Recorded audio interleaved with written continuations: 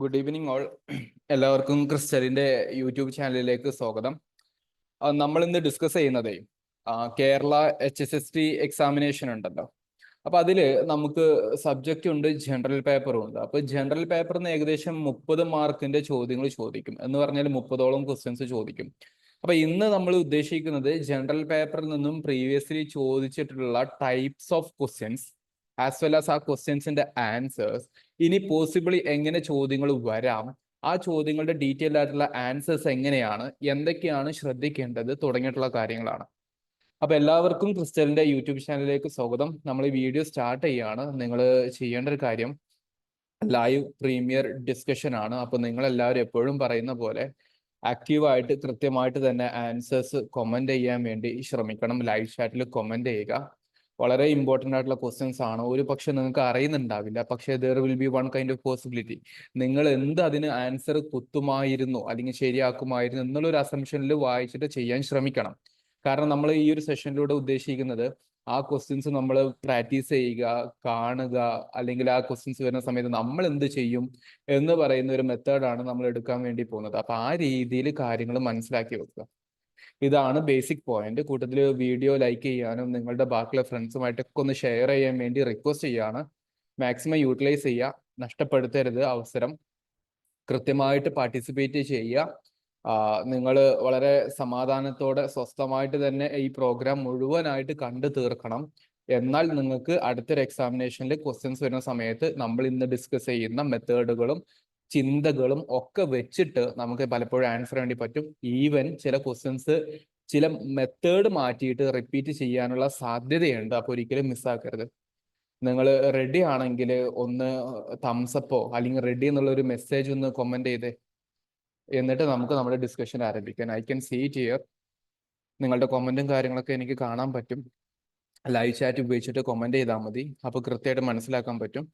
എന്നിട്ട് നമുക്ക് എന്ത് ചെയ്യാം, സെഷൻ സ്റ്റാർട്ട് ചെയ്യാം. ഓക്കെ, ഞാൻ എന്തായാലും സ്ക്രീൻ ഷെയർ ചെയ്യുന്നുണ്ട്. റെഡി ആയിട്ടുള്ള ആൾക്കാരൊക്കെ ഒന്ന് റെഡി എന്ന് പറയൂ. നിങ്ങൾ ബാക്കിയുള്ള ഫ്രണ്ട്സുമായിട്ട് ഒന്ന് ഇൻഫർമേഷൻ പെട്ടെന്ന് പാസ് ചെയ്യുക, ലൈവിന്റെ സെഷനും കാര്യങ്ങളൊക്കെ. അപ്പോൾ അത് മാക്സിമം യൂട്ടിലൈസ് ചെയ്യാം. അപ്പോൾ ഞാൻ പറഞ്ഞ പോലെ ജനറൽ പേപ്പർ ആണ് ഉദ്ദേശിക്കുന്നത്. ഫസ്റ്റ് ഓഫ് ഓൾ നിങ്ങൾക്ക് ഒരു തിരിച്ചറിവ് ഉണ്ടാവണം. HSST എക്സാമിനേഷൻ 100 മാർക്കിന് വരുമ്പോൾ 70 മാർക്ക് നിങ്ങളുടെ സബ്ജക്റ്റാണ്. അത് നിങ്ങൾക്ക് ഓൾമോസ്റ്റ് കിട്ടും. ഇതിലൊരു 50 മുതൽ 60 വരെ നിങ്ങൾക്ക് അത്യാവശ്യം നല്ലപോലെ പഠിച്ചിട്ടുണ്ടെങ്കിൽ കിട്ടാവുന്നതാണ്. അതേസമയത്ത് ജനറൽ പേപ്പർ 30 മാർക്കിന് നോക്കുമ്പോൾ നിങ്ങൾക്ക് ഒരു 20 മാർക്കെങ്കിലും ജനറൽ പേപ്പറിന് കിട്ടിയിട്ടില്ല എങ്കിൽ റാങ്കിലോട്ടുള്ള നിങ്ങളുടെ സാധ്യത എത്രമാത്രം ഉണ്ട് നിങ്ങളൊന്ന് തന്നെ ആലോചിച്ച് നോക്ക്.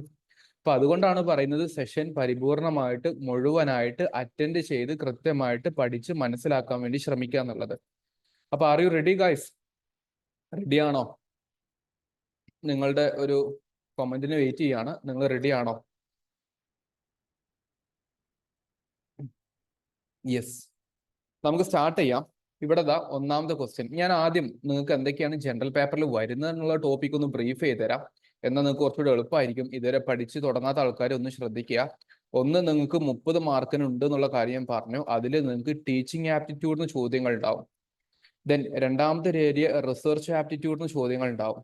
മൂന്നാമത്തെ ഏരിയ നിങ്ങൾക്ക് കോൺസ്റ്റിറ്റ്യൂഷൻ അല്ലെങ്കിൽ പോളിറ്റി ആൻഡ് കോൺസ്റ്റിറ്റ്യൂഷൻ എന്ന് പറയുന്ന ഒരു ടോപ്പിക്കിൽ നിന്ന് ചോദ്യമുണ്ട്. നാലാമത്തത് വെൽഫെയർ സ്കീമിൽ നിന്ന് ചോദ്യങ്ങളുണ്ട്. ഓക്കെ, അഞ്ചാമത്തതായിട്ട് നിങ്ങൾക്ക് വരുന്നത് കേരള റിനൈസൻസിന്റെ ടോപ്പിക്കുമായി ബന്ധപ്പെട്ടിട്ടുള്ള അല്ലെങ്കിൽ റിഫോർമേഷൻ എന്ന് പറയുന്ന കേരള റിനൈസൻസുമായി ബന്ധപ്പെട്ട്. ദെൻ ആറാമത് വരുന്നത് കുറച്ച് കറണ്ട് ഇവന്റ്സ് എന്ന് പറയുന്ന ഒരു ടോപ്പിക്. എല്ലാത്തിനും 5 വെച്ച് കൊടുത്ത് നോക്കിക്കേ. സോ 6 × 5 30, 6 × 5 30. അങ്ങനെ ചോദ്യങ്ങളാണ് വരിക. അപ്പൊ ടീച്ചിങ് ആപ്റ്റിറ്റ്യൂഡ് നിങ്ങൾ പലപ്പോഴും കേട്ടിട്ടുണ്ടാവും, പഠിച്ചിട്ടുണ്ടാവും. പക്ഷെ അതിൽ തന്നെ ചില തിയററ്റിക്കൽ ക്വസ്റ്റ്യൻസ് വരുന്ന സമയത്ത് ചിലപ്പോൾ ബുദ്ധിമുട്ടും. റിസർച്ച് ആപ്റ്റിറ്റ്യൂഡും അങ്ങനെ തന്നെ ആയിരിക്കും. പോളിറ്റി, വെൽഫെയർ സ്കീംസ് ഒന്ന് കൃത്യമായിട്ട് ശ്രദ്ധിച്ചു കഴിഞ്ഞാൽ 10 മാർക്ക് ഈസിലി വാങ്ങിക്കാൻ പറ്റുന്ന ഏരിയാസ് ആണ്. കൃത്യമായിട്ട് വായിക്കാം. കേരള റിനൈസൻസ് ഓൾറെഡി നമ്മുടെ യൂട്യൂബിൽ 2-3 ഡിസ്കഷൻസ് ഡീറ്റെയിൽഡ് ആയിട്ട് പോയിട്ടുണ്ട്. ക്വസ്റ്റ്യൻ ഡിസ്കഷൻ പോയിട്ടുണ്ട്, കോണ്ടന്റ് ഡിസ്കഷൻ പോയിട്ടുണ്ട്. ഇതൊക്കെ നോക്കി തന്നെ നിങ്ങൾക്ക് ആൻസർ വേണ്ടി പറ്റും. അതായത് ചുരുക്കി പറഞ്ഞു കഴിഞ്ഞാൽ നമ്മുടെ യൂട്യൂബ് മാത്രം ഡിപ്പെൻഡ് ചെയ്ത് കഴിഞ്ഞാൽ നിങ്ങൾക്ക് ഒരു 15 മാർക്ക് ഗ്യാരണ്ടീഡ് ആണ്.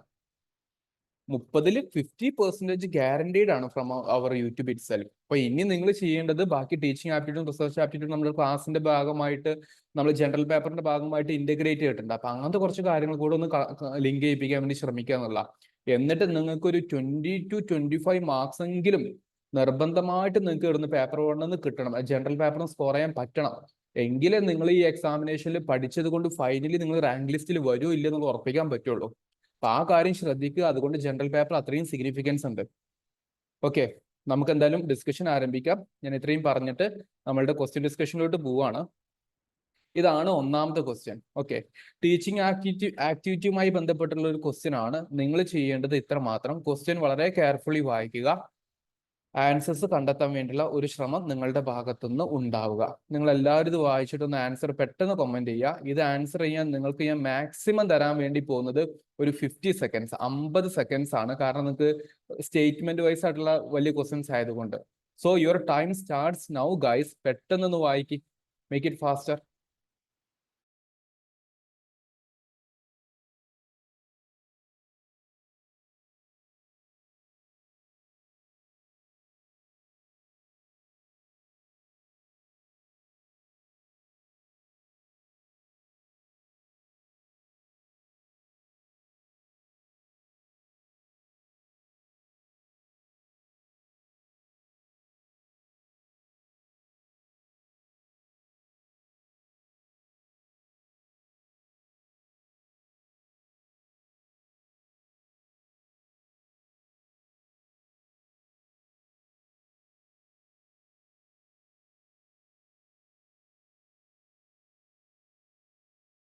ദയവ് ചെയ്ത് ആരും കമന്റ് ചെയ്യാതിരിക്കരുത്. വളരെ ഇമ്പോർട്ടൻ്റ് ആയിട്ടുള്ള ഡിസ്കഷൻ ആണ് നമ്മൾ നടത്തുന്നത്.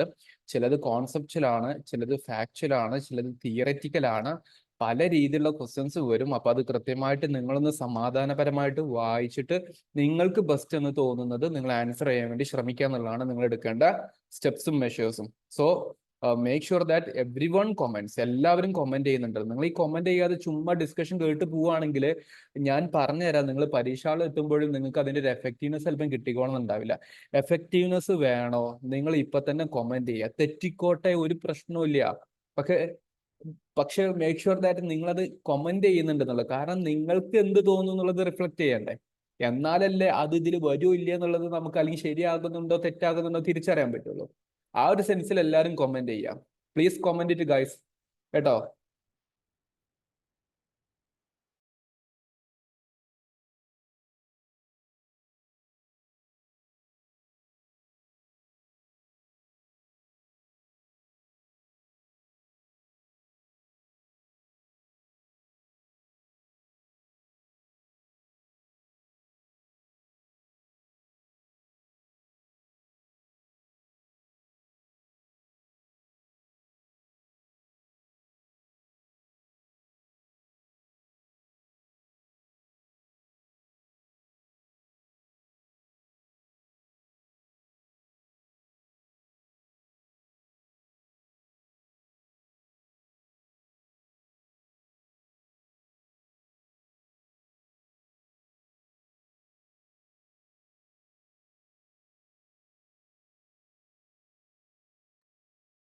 ഓക്കെ, സോ നമുക്കിതൊന്ന് വായിച്ചു നോക്കാം. കൃത്യമായിട്ട് കുറെ ആൾക്കാർ കമന്റ് ചെയ്തിട്ടുണ്ട്. ഇവിടെ നിങ്ങളെ ഇത് ആൻസേഴ്സ് എഴുതുന്നതിന് മുന്നേ ചെയ്യേണ്ട ഫസ്റ്റ് സ്റ്റെപ്പ് ഞാൻ പറയുന്ന ഒന്ന് ശ്രദ്ധിക്കൂ. ഇവിടെ നിങ്ങൾക്കൊരു ചോദ്യം ഉണ്ട്, 4 സ്റ്റേറ്റ്മെന്റ് ഉണ്ട്, പക്ഷെ നിങ്ങളുടെ ഓപ്ഷൻസിൽ 3 ഉള്ളൂ. സോ ഒബ്വിയസ്ലി ഒന്ന് തെറ്റാൻ സാധ്യതയുണ്ട് എന്നർത്ഥം അല്ലെ. അപ്പൊ അങ്ങനത്തെ ചില തിരിച്ചറിവുകൾ വെച്ചിട്ട് നിങ്ങൾക്ക് വായിക്കാൻ തുടക്കത്തിൽ പറ്റുവാണെങ്കിൽ നല്ലതാ. ഇനി ചോദ്യം എന്താണ്, ചോദ്യത്തിന്റെ ഡിമാൻഡ് എന്താണെന്ന് മനസ്സിലാക്കാം. Some operations at the post active phase of teaching. ഞാനിപ്പോ നിങ്ങളൊരു ടോപ്പിക്ക് പഠിപ്പിച്ച് കഴിഞ്ഞു, അതാണ് post active phase of teaching. അതിനുശേഷമുള്ള ചില ഓപ്പറേഷൻസ് ഉണ്ട്. അതിൽ ഏറ്റവും സ്യൂട്ടബിൾ ആയിട്ടുള്ള കോമ്പിനേഷൻ ഏതാണെന്ന് ചോദിച്ചത്. അതായത് ഇത് 4ഉം ശരിയാ, പക്ഷെ ഈ 4എണ്ണത്തിൽ കുറച്ചുകൂടെ സ്യൂട്ടബിൾ ആയിട്ടുള്ള കോമ്പിനേഷൻ ഏതാകാം എന്നുള്ളതാണ് ചോദിച്ചിരിക്കുന്നത്, കേട്ടോ.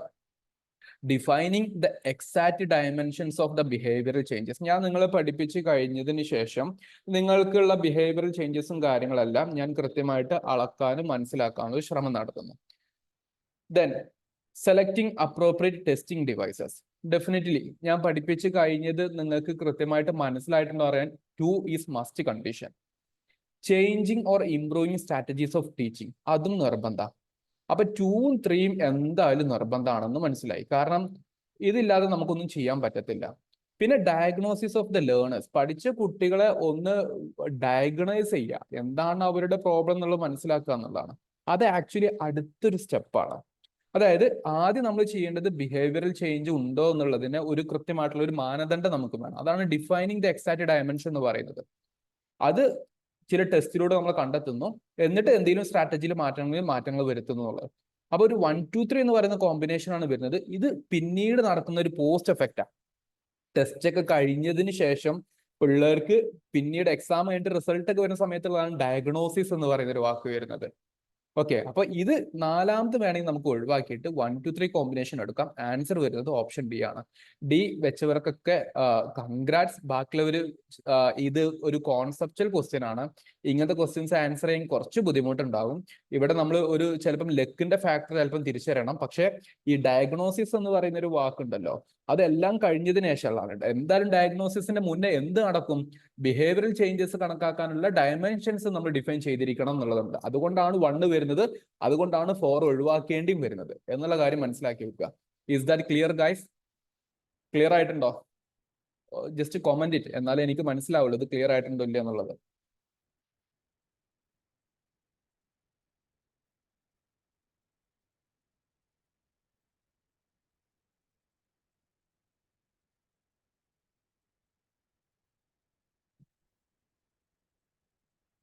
Okay fine, thank you. Okay, അപ്പൊ ഞാൻ അടുത്തൊരു ക്വസ്റ്റ്യനിലോട്ട് പോകാം. ഇതും ഒരു തിയററ്റിക്കൽ കോൺസെപ്റ്റൽ ക്വസ്റ്റ്യൻ ആണ്. ഇതൊന്ന് പെട്ടെന്ന് ആൻസർ ചെയ്യാൻ വേണ്ടി ശ്രമിച്ചു നോക്കിക്കേ. Which among the following test is appropriate for reflective level of teaching? Okay, നിങ്ങളിത് ആൻസർ ചെയ്യേ, എന്നിട്ട് ഇതിന്റെ ഫർദർ ഡിസ്കഷൻ ഞാൻ വെക്കാം. പെട്ടെന്ന് നോക്കൂ, ഒരു 30 സെക്കൻഡ്സ് കൊണ്ട് ആൻസർ ചെയ്യാൻ പറ്റുമെന്ന് നോക്കുക കേട്ടോ. കൃത്യമായിട്ട് വായിച്ചു കഴിഞ്ഞാൽ ആൻസർ ചെയ്യാൻ പറ്റുന്നതേ ഉള്ളൂ. നമ്മൾ മുമ്പത്തെ ഫസ്റ്റ് ക്വസ്റ്റ്യൻ ചെയ്തതുപോലെ തന്നെ കൃത്യമായിട്ട് വായിക്കാൻ പറ്റുവാണെങ്കിൽ ആൻസർ ചെയ്യാൻ പറ്റും. എല്ലാവരും കമന്റ് ചെയ്യണേ, കമന്റ് ചെയ്യാതിരിക്കരുത്. Read it very carefully. എന്നിട്ട് എന്തായാലും 4 ഓപ്ഷൻ ഉണ്ട്, ഏതെങ്കിലും ഒന്ന് കമന്റ് ചെയ്തേ പറ്റൂ.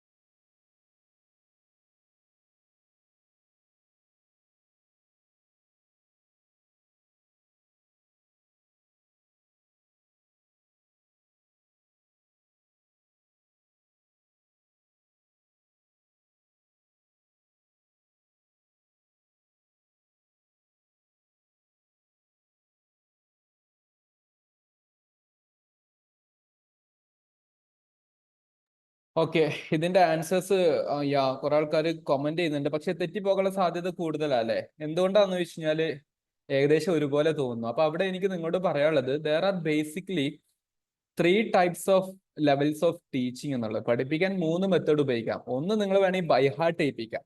അതിനെ വിളിക്കുന്ന പേരാണ് മെമ്മറി ലെവൽ ടീച്ചിങ് എന്നുള്ളത്. നമ്മൾ ടീച്ചിങ് ആപ്റ്റിറ്റ്യൂഡിൽ കൃത്യമായിട്ട് പറഞ്ഞതാ. മറ്റൊന്നെന്താ, മെമ്മറിക്ക് അപ്പുറത്തോട്ടായിട്ട്, അതായത് എ ഫോർ ആപ്പിൾ എന്ന് പറഞ്ഞു കൊടുക്കുന്നത് മെമ്മറി ലെവൽ ടീച്ചിങ് ആണ്. അതിനേക്കാൾ അപ്പുറത്തോട്ട് കുറച്ചുകൂടെ apple four this purpose, apple ഉണ്ടാകുന്നത് ഇവിടെയാണ് എന്ന് പറയുന്നതാണ് എന്ത്, കുറച്ചുകൂടെ അണ്ടർസ്റ്റാൻഡിങ് ലെവൽ. ഇനി ഇതിന്റെയൊക്കെ ഏറ്റവും അഡ്വാൻസ്ഡ് ആയിട്ടുള്ള ഒരു വിഷയത്തിന്റെ ടോട്ടൽ കോംപ്രഹെൻസീവ് ആയിട്ടുള്ള കുറച്ചുകൂടെ വലിയ വിശാലമാക്കപ്പെട്ടുള്ള ഒരു ലേണിംഗ് ആണ് എന്ത്, റിഫ്ലക്റ്റീവ് ലെവൽ എന്ന് പറയുന്നത്. അത് വെച്ചിട്ട് മാത്രം ആൻസർ ചെയ്യുകയാണെന്നുണ്ടെങ്കിൽ ഫാക്ച്വൽ ഒബ്ജക്റ്റീവ് ടൈപ്പ് ആണോ? അല്ല. അതെന്താ? മെമ്മറി ടൈപ്പ് ആണ്. Factual and exploratory SI type and objective type, ഇത് രണ്ടും മിക്സ് ചെയ്തതിനാണ് അണ്ടർസ്റ്റാൻഡിംഗ് ലെവൽ എന്ന് പറയാം. ഫാക്റ്റും ഉണ്ടാവും, എക്സ്പ്ലോറേറ്ററി ഉണ്ടാവും. എന്നാൽ more explanatory problem solving essay ടൈപ്പിന് വിളിക്കുന്ന പേരാണ് 3 എന്ന് പറയുന്ന ഓപ്ഷൻ സി ആണെന്ത്, നമ്മളുടെ റിഫ്ലക്റ്റീവ് എന്ന് പറയുന്നത്. റിഫ്ലക്റ്റീവ്. ഓക്കെ ഫൈൻ, റിഫ്ലക്റ്റീവ് എന്ന് പറയുന്നത് കേട്ടോ. അപ്പൊ ആ രീതിയിൽ കുറച്ച് കാര്യങ്ങളൊന്ന് മനസ്സിലാക്കി വെക്കുക. അതായത് ഒബ്ജക്റ്റീവ് എന്ന് പറയുന്ന എലമെന്റ്സിനേക്കാൾ ഏറ്റവും ഇമ്പോർട്ടന്റ് ആയിട്ട് സബ്ജക്റ്റീവ് ആയിട്ട് ആ ടോപ്പിക്കിന് മോർ കോംപ്രഹെൻസീവ് ആയിട്ട് മനസ്സിലാക്കി വെക്കുന്നതാണ്. അപ്പൊ ഇവിടെ ഒരു ഓൾ ഓഫ് ദി അബോവ് എന്ന് പറയുന്ന ഒരു ഓപ്ഷൻ ഉണ്ട്. നമുക്ക് അത് അങ്ങനെ എന്ത് ചെയ്യുന്നില്ല, വൃത്തിക്ക് എല്ലായിടത്തും, അല്ലെങ്കിൽ ഇവിടെ ഫോർ ഓൺലി എന്ന് പറയുന്ന ഒരു ഓപ്ഷൻ വരണ്ടായിരുന്നോ? ഫോർ ഓൺലി എന്ന് പറയുന്ന ഒരു ഓപ്ഷൻ ഇല്ല. ഓക്കെ, അപ്പൊ അത് സൂട്ടബിൾ ആകുന്നില്ല എന്നർത്ഥം. അപ്പൊ അതിൽ ഏറ്റവും ബെസ്റ്റ് ആയിട്ട് ഡയറക്ട്ലി റിഫ്ലക്റ്റീവിനെ മീൻ ചെയ്യുന്നത് എന്നാണ് 3 മാത്രമാണ്. ദാറ്റ്സ് വൈ 3 ഓൺലി എന്നുള്ളത്.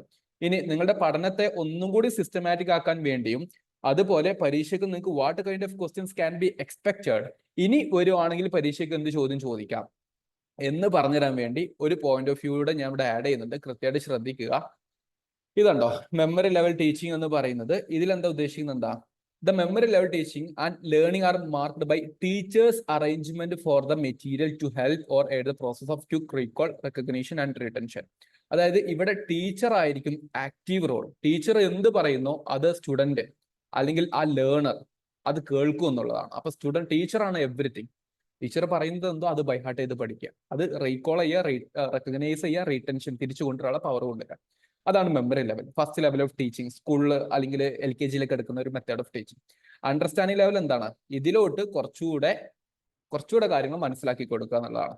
ഓക്കെ, ഇതില് help the students with relationship between generalisation and particulars. എന്തുകൊണ്ടാണ് ഇതുമായിട്ടുള്ള ബന്ധം എന്ന് പറഞ്ഞു കൊടുക്കാനുള്ള കുറച്ചുകൂടെ അഡ്വാൻസ്ഡ് ആയിട്ടുള്ള കാര്യമാണ് അണ്ടർസ്റ്റാൻഡിങ് ലെവൽ എന്ന് പറയുന്നത്. അതായത് ബിയോണ്ട് ഫാക്ട് മാത്രമല്ല, കുറച്ച് പ്രിൻസിപ്പിൾസ് കൂടെ ലിങ്ക് ചെയ്തിട്ട് അത് പിള്ളേർക്ക് കുറച്ചുകൂടെ യൂസ്ഫുൾ ആക്കി കൊടുക്കുന്നതാണ് അണ്ടർസ്റ്റാൻഡിങ് ലെവൽ എന്ന് പറയുന്നത്. അപ്പൊ ഈ എക്സ്പ്ലനേറ്ററി അണ്ടർസ്റ്റാൻഡിങ് എന്ന് പറയുന്നതാണ് ഇത് വരുന്നത്. അതിലൊരു തിയറി പറയുന്നുണ്ട്, theory of apperception of Herbert. ചിലപ്പോൾ നിങ്ങൾക്ക് പരീക്ഷയ്ക്ക് ഇത് ഇങ്ങനെ തന്നെ ചോദിക്കും.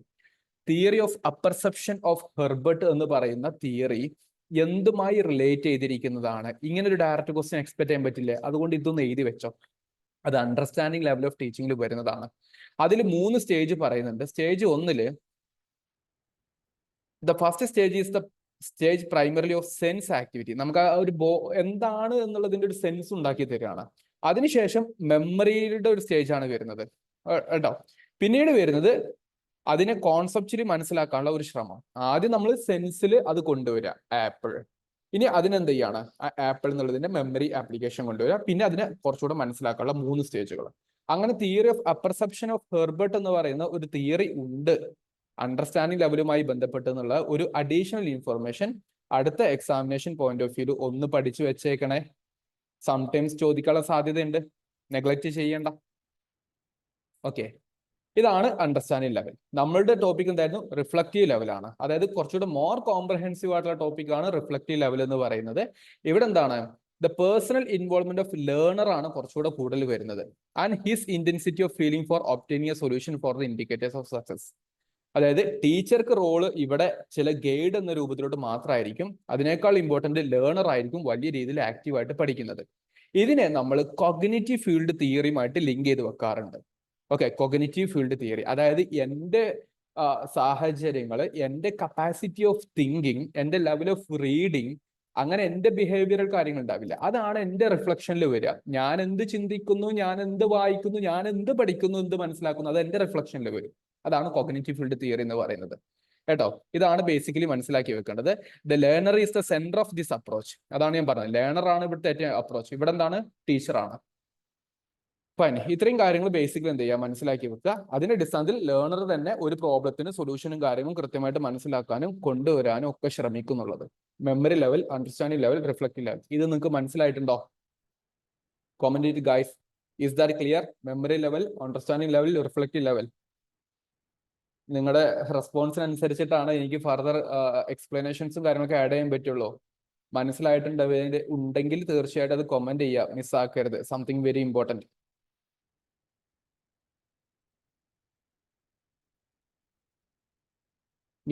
താങ്ക് യു കേട്ടോ. അപ്പൊ ഇതൊന്ന് റിവിഷന്റെ ഭാഗമായിട്ട് ഉദ്ദേശിക്കുക. പക്ഷെ അതേ സമയത്ത് എക്സാമിന് ഈ 2 തിയറികളുടെ പേര് റിലേറ്റ് ചെയ്തിട്ട് ഒന്ന് പഠിക്കാനും ശ്രമിക്കുക. സംടൈംസ് നമുക്ക് പരീക്ഷയ്ക്ക് ഇത് ഇമ്പോർട്ടന്റ് ആയിട്ട് മാറും. Going to another question regarding one particular theory based ആയിട്ടുള്ള ക്വസ്റ്റ്യൻ ആണ്. Point out the relevant stages of Ausubel's expository teaching. ഇതൊരു തിയററ്റിക്കൽ ആണ്. പെട്ടെന്ന് വായിച്ചിട്ടൊന്ന് ആൻസർ ചെയ്യാൻ ശ്രമിച്ചു നോക്കിക്കേ.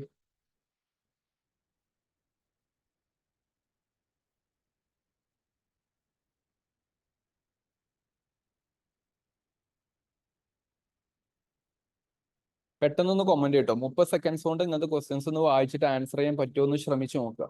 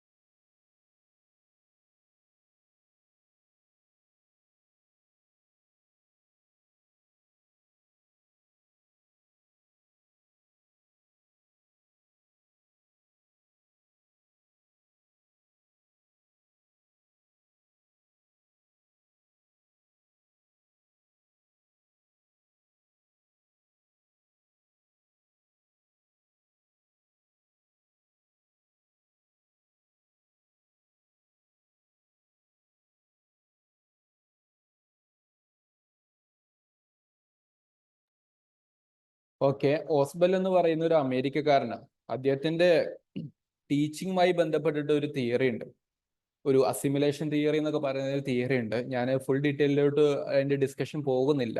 ഒരു പക്ഷെ BEd ഒക്കെ പഠിക്കുന്ന കുട്ടികൾ പലപ്പോഴും ഈ തിയറി പഠിച്ചിട്ടുണ്ടാവും. അപ്പൊ ഓസ്ബൽസ് എക്സ്പോസിറ്ററി ടീച്ചിങ് മെത്തേഡിലുള്ള റെലവെന്റ് സ്റ്റേജുകൾ എന്തൊക്കെയാണെന്നുള്ളതാണ്. Learning should progress deductively, present content in terms of similarities and differences, learning should take place through inductive reasoning.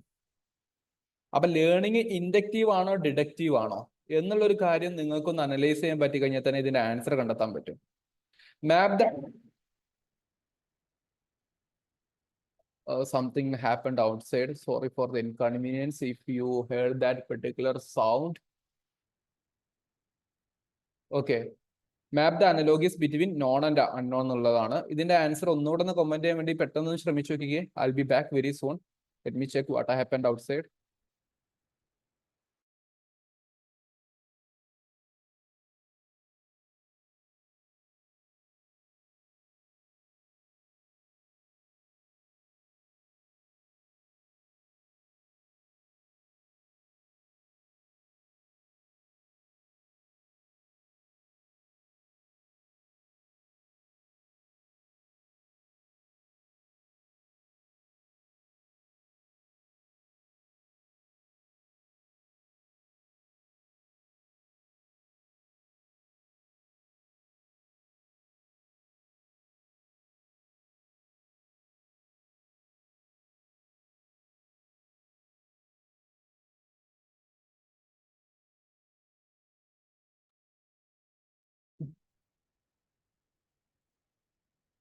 Okay guys, the answer for this particular question is option 1 and 2. 1, 2 ആണ് വരുന്നത്. Learning progress എന്ന് പറയുന്നത് learning should progress ഡിഡക്റ്റീവ്ലി, കാര്യങ്ങളെ പല ഭാഗത്തു നിന്ന് മനസ്സിലാക്കിയിട്ട് വേണം ലേണിംഗ് ഡെവലപ്പ് ചെയ്യാൻ എന്നുള്ള ഒരു അപ്രോച്ച് വരുന്നുണ്ട്. ഒബ്വിയസ്ലി പിന്നെ സിമിലാരിറ്റീസ് ആൻഡ് ഡിഫറൻസസും തമ്മിലുള്ള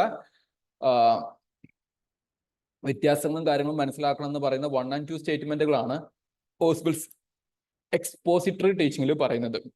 ഇതിന്റെ ഫർദർ എക്സ്പ്ലനേഷന്റെ ഭാഗമായിട്ട് ഞാനിവിടെ കുറച്ച് കാര്യങ്ങൾ ആഡ് ചെയ്തിട്ടുണ്ട്. അദ്ദേഹത്തിന്റെ എക്സ്പോസിറ്ററി ടീച്ചിങ്ങിൽ പറയുന്നത് information should be organised and stated in such a that can be easily related to students existing knowledge schemes. അതായത് ഒരു കുട്ടിക്ക് അറിയുന്ന ഒരു ഇൻഫർമേഷൻ ഉണ്ടാവും, അതിൽ നിന്നും ഈ കുട്ടിക്ക് ഒരു ഇൻഫർമേഷൻ അറിയാം, അതിൽ നിന്നും ഇൻഫർമേഷൻസ് എന്ത് ചെയ്യാം, പല ഭാഗത്തു നിന്ന് ഇങ്ങനെ ഡിഡക്ട് ചെയ്തിട്ട് കൊണ്ടുവരാൻ പറ്റണം എന്നുള്ളതാണ്. അതായത് കുട്ടിക്ക് സീറോയിൽ നിന്നല്ല, മറിച്ച് എന്ത് ചെയ്യുക, കുറച്ചുകൂടെ ഡിഡക്റ്റീവ് മെത്തേഡിൽ കൊണ്ടുവരാൻ പറ്റണം എന്നുള്ളതാണ്. ഓക്കെ, അതിൽ തന്നെ അദ്ദേഹത്തിന്റെ മറ്റൊരു തിയറിയാണ് മീനിങ് ഫുൾ റിസപ്ഷൻ ലേണിംഗ് എന്ന് പറയുന്നത്. അതായത് അറിയുന്ന ഇൻഫോർമേഷനിലോട്ട്, കുട്ടിക്ക് അറിയുന്ന ഇൻഫർമേഷനിലോട്ട് പുതിയ ideas integrate new ideas into existing knowledge schemes. അതാണ് ഡേവിഡ് ഓസ്ബെല്ലിന്റെ ഈ ഒരു സ്കീമിൽ പൊതുവെ വരുന്നുള്ള കാര്യം ഒന്ന് മനസ്സിലാക്കി വെക്കുക. That emphasise selective organisation by the teacher over learner satisfying formats in learning. Students here learn more efficiently and effectively when they are exposed to or receive a structure of organizing information instead of doing it themselves. കുട്ടികളെ കൊണ്ട് ഇത് വെറുതെ ചെയ്യിപ്പിക്കുക എന്നുള്ളതിനേക്കാൾ അപ്പുറത്തോട്ടായിട്ട് കുട്ടികൾക്ക് അറിയുന്ന ഒരു വിഷയത്തെ അവർക്ക് വീണ്ടും അതിനോട് ഫർദർ സ്റ്റെപ്പുകൾ ചെയ്യാനുള്ള, നേരത്തെ പറഞ്ഞ പോലെ കാര്യങ്ങൾക്ക് അവർക്ക് അറിയുന്ന വിഷയങ്ങളിലോട്ട് ഡിഡക്റ്റീവായിട്ട് ചെയ്തു കൊടുക്കാനും ആസ് വെൽ ആസ് അവർക്ക് ഡിഫറൻസുകളും സിമിലാരിറ്റീസും മനസ്സിലാക്കിയിട്ട് പഠിച്ച് മുന്നോട്ട് പോകാനുള്ള ഒരു സപ്പോർട്ടിംഗ് മെക്കാനിസം കൊടുക്കുന്നതാണ് എക്സ്പോസിറ്ററി ടീച്ചിങ് ബൈ ഡേവിഡ് ഓസ്ബെൽ എന്ന് പറയുന്ന തിയറിയിൽ വരുന്നത്. അപ്പൊ ആ രണ്ട് കാര്യങ്ങൾ എന്ത് ചെയ്യാം, ഒന്ന് പഠിച്ചു വെക്കുക. ഇങ്ങനത്തെ തിയറീസ് ഒരു പക്ഷെ അടുത്ത പരീക്ഷയ്ക്ക് ഓപ്ഷനിലെങ്കിലും കയറി വന്നേക്കാം. അതുകൊണ്ട് ഈ രണ്ട് പോയിന്റുകൾ ഒന്ന് പഠിച്ചു വെക്കാൻ വേണ്ടി ശ്രമിക്കുക കേട്ടോ. ഫൈൻ. അടുത്ത ഒരു നമ്മൾ ഒന്നാമത്തെ ക്വസ്റ്റ്യനും രണ്ടാമത്തെ ക്വസ്റ്റ്യനും ഒക്കെ ചെയ്തതുപോലെ കുറച്ചുകൂടെ കൃത്യമായിട്ട് വായിച്ചിട്ട് ആൻസർ ചെയ്യാൻ പറ്റേണ്ട ഒരു ക്വസ്റ്റ്യൻ ആണ് question number this 74 as mentioned here. PYക്ക് എടുത്തുകൊണ്ട് ക്വസ്റ്റ്യൻ നമ്പർ അത്രയേ ഉള്ളൂ. ഇതൊന്ന് വായിച്ചിട്ട് ഇതിന്റെ ആൻസർ നേടിക്കുക. ഒരു 30 സെക്കൻഡ്സ് കൊണ്ട് ആൻസർ ചെയ്യാൻ വേണ്ടി ശ്രമിക്കണേ. കൂടുതൽ ടൈം എടുത്ത് സമയം കളയേണ്ട, പെട്ടെന്ന് ചെയ്യും. Make it faster guys.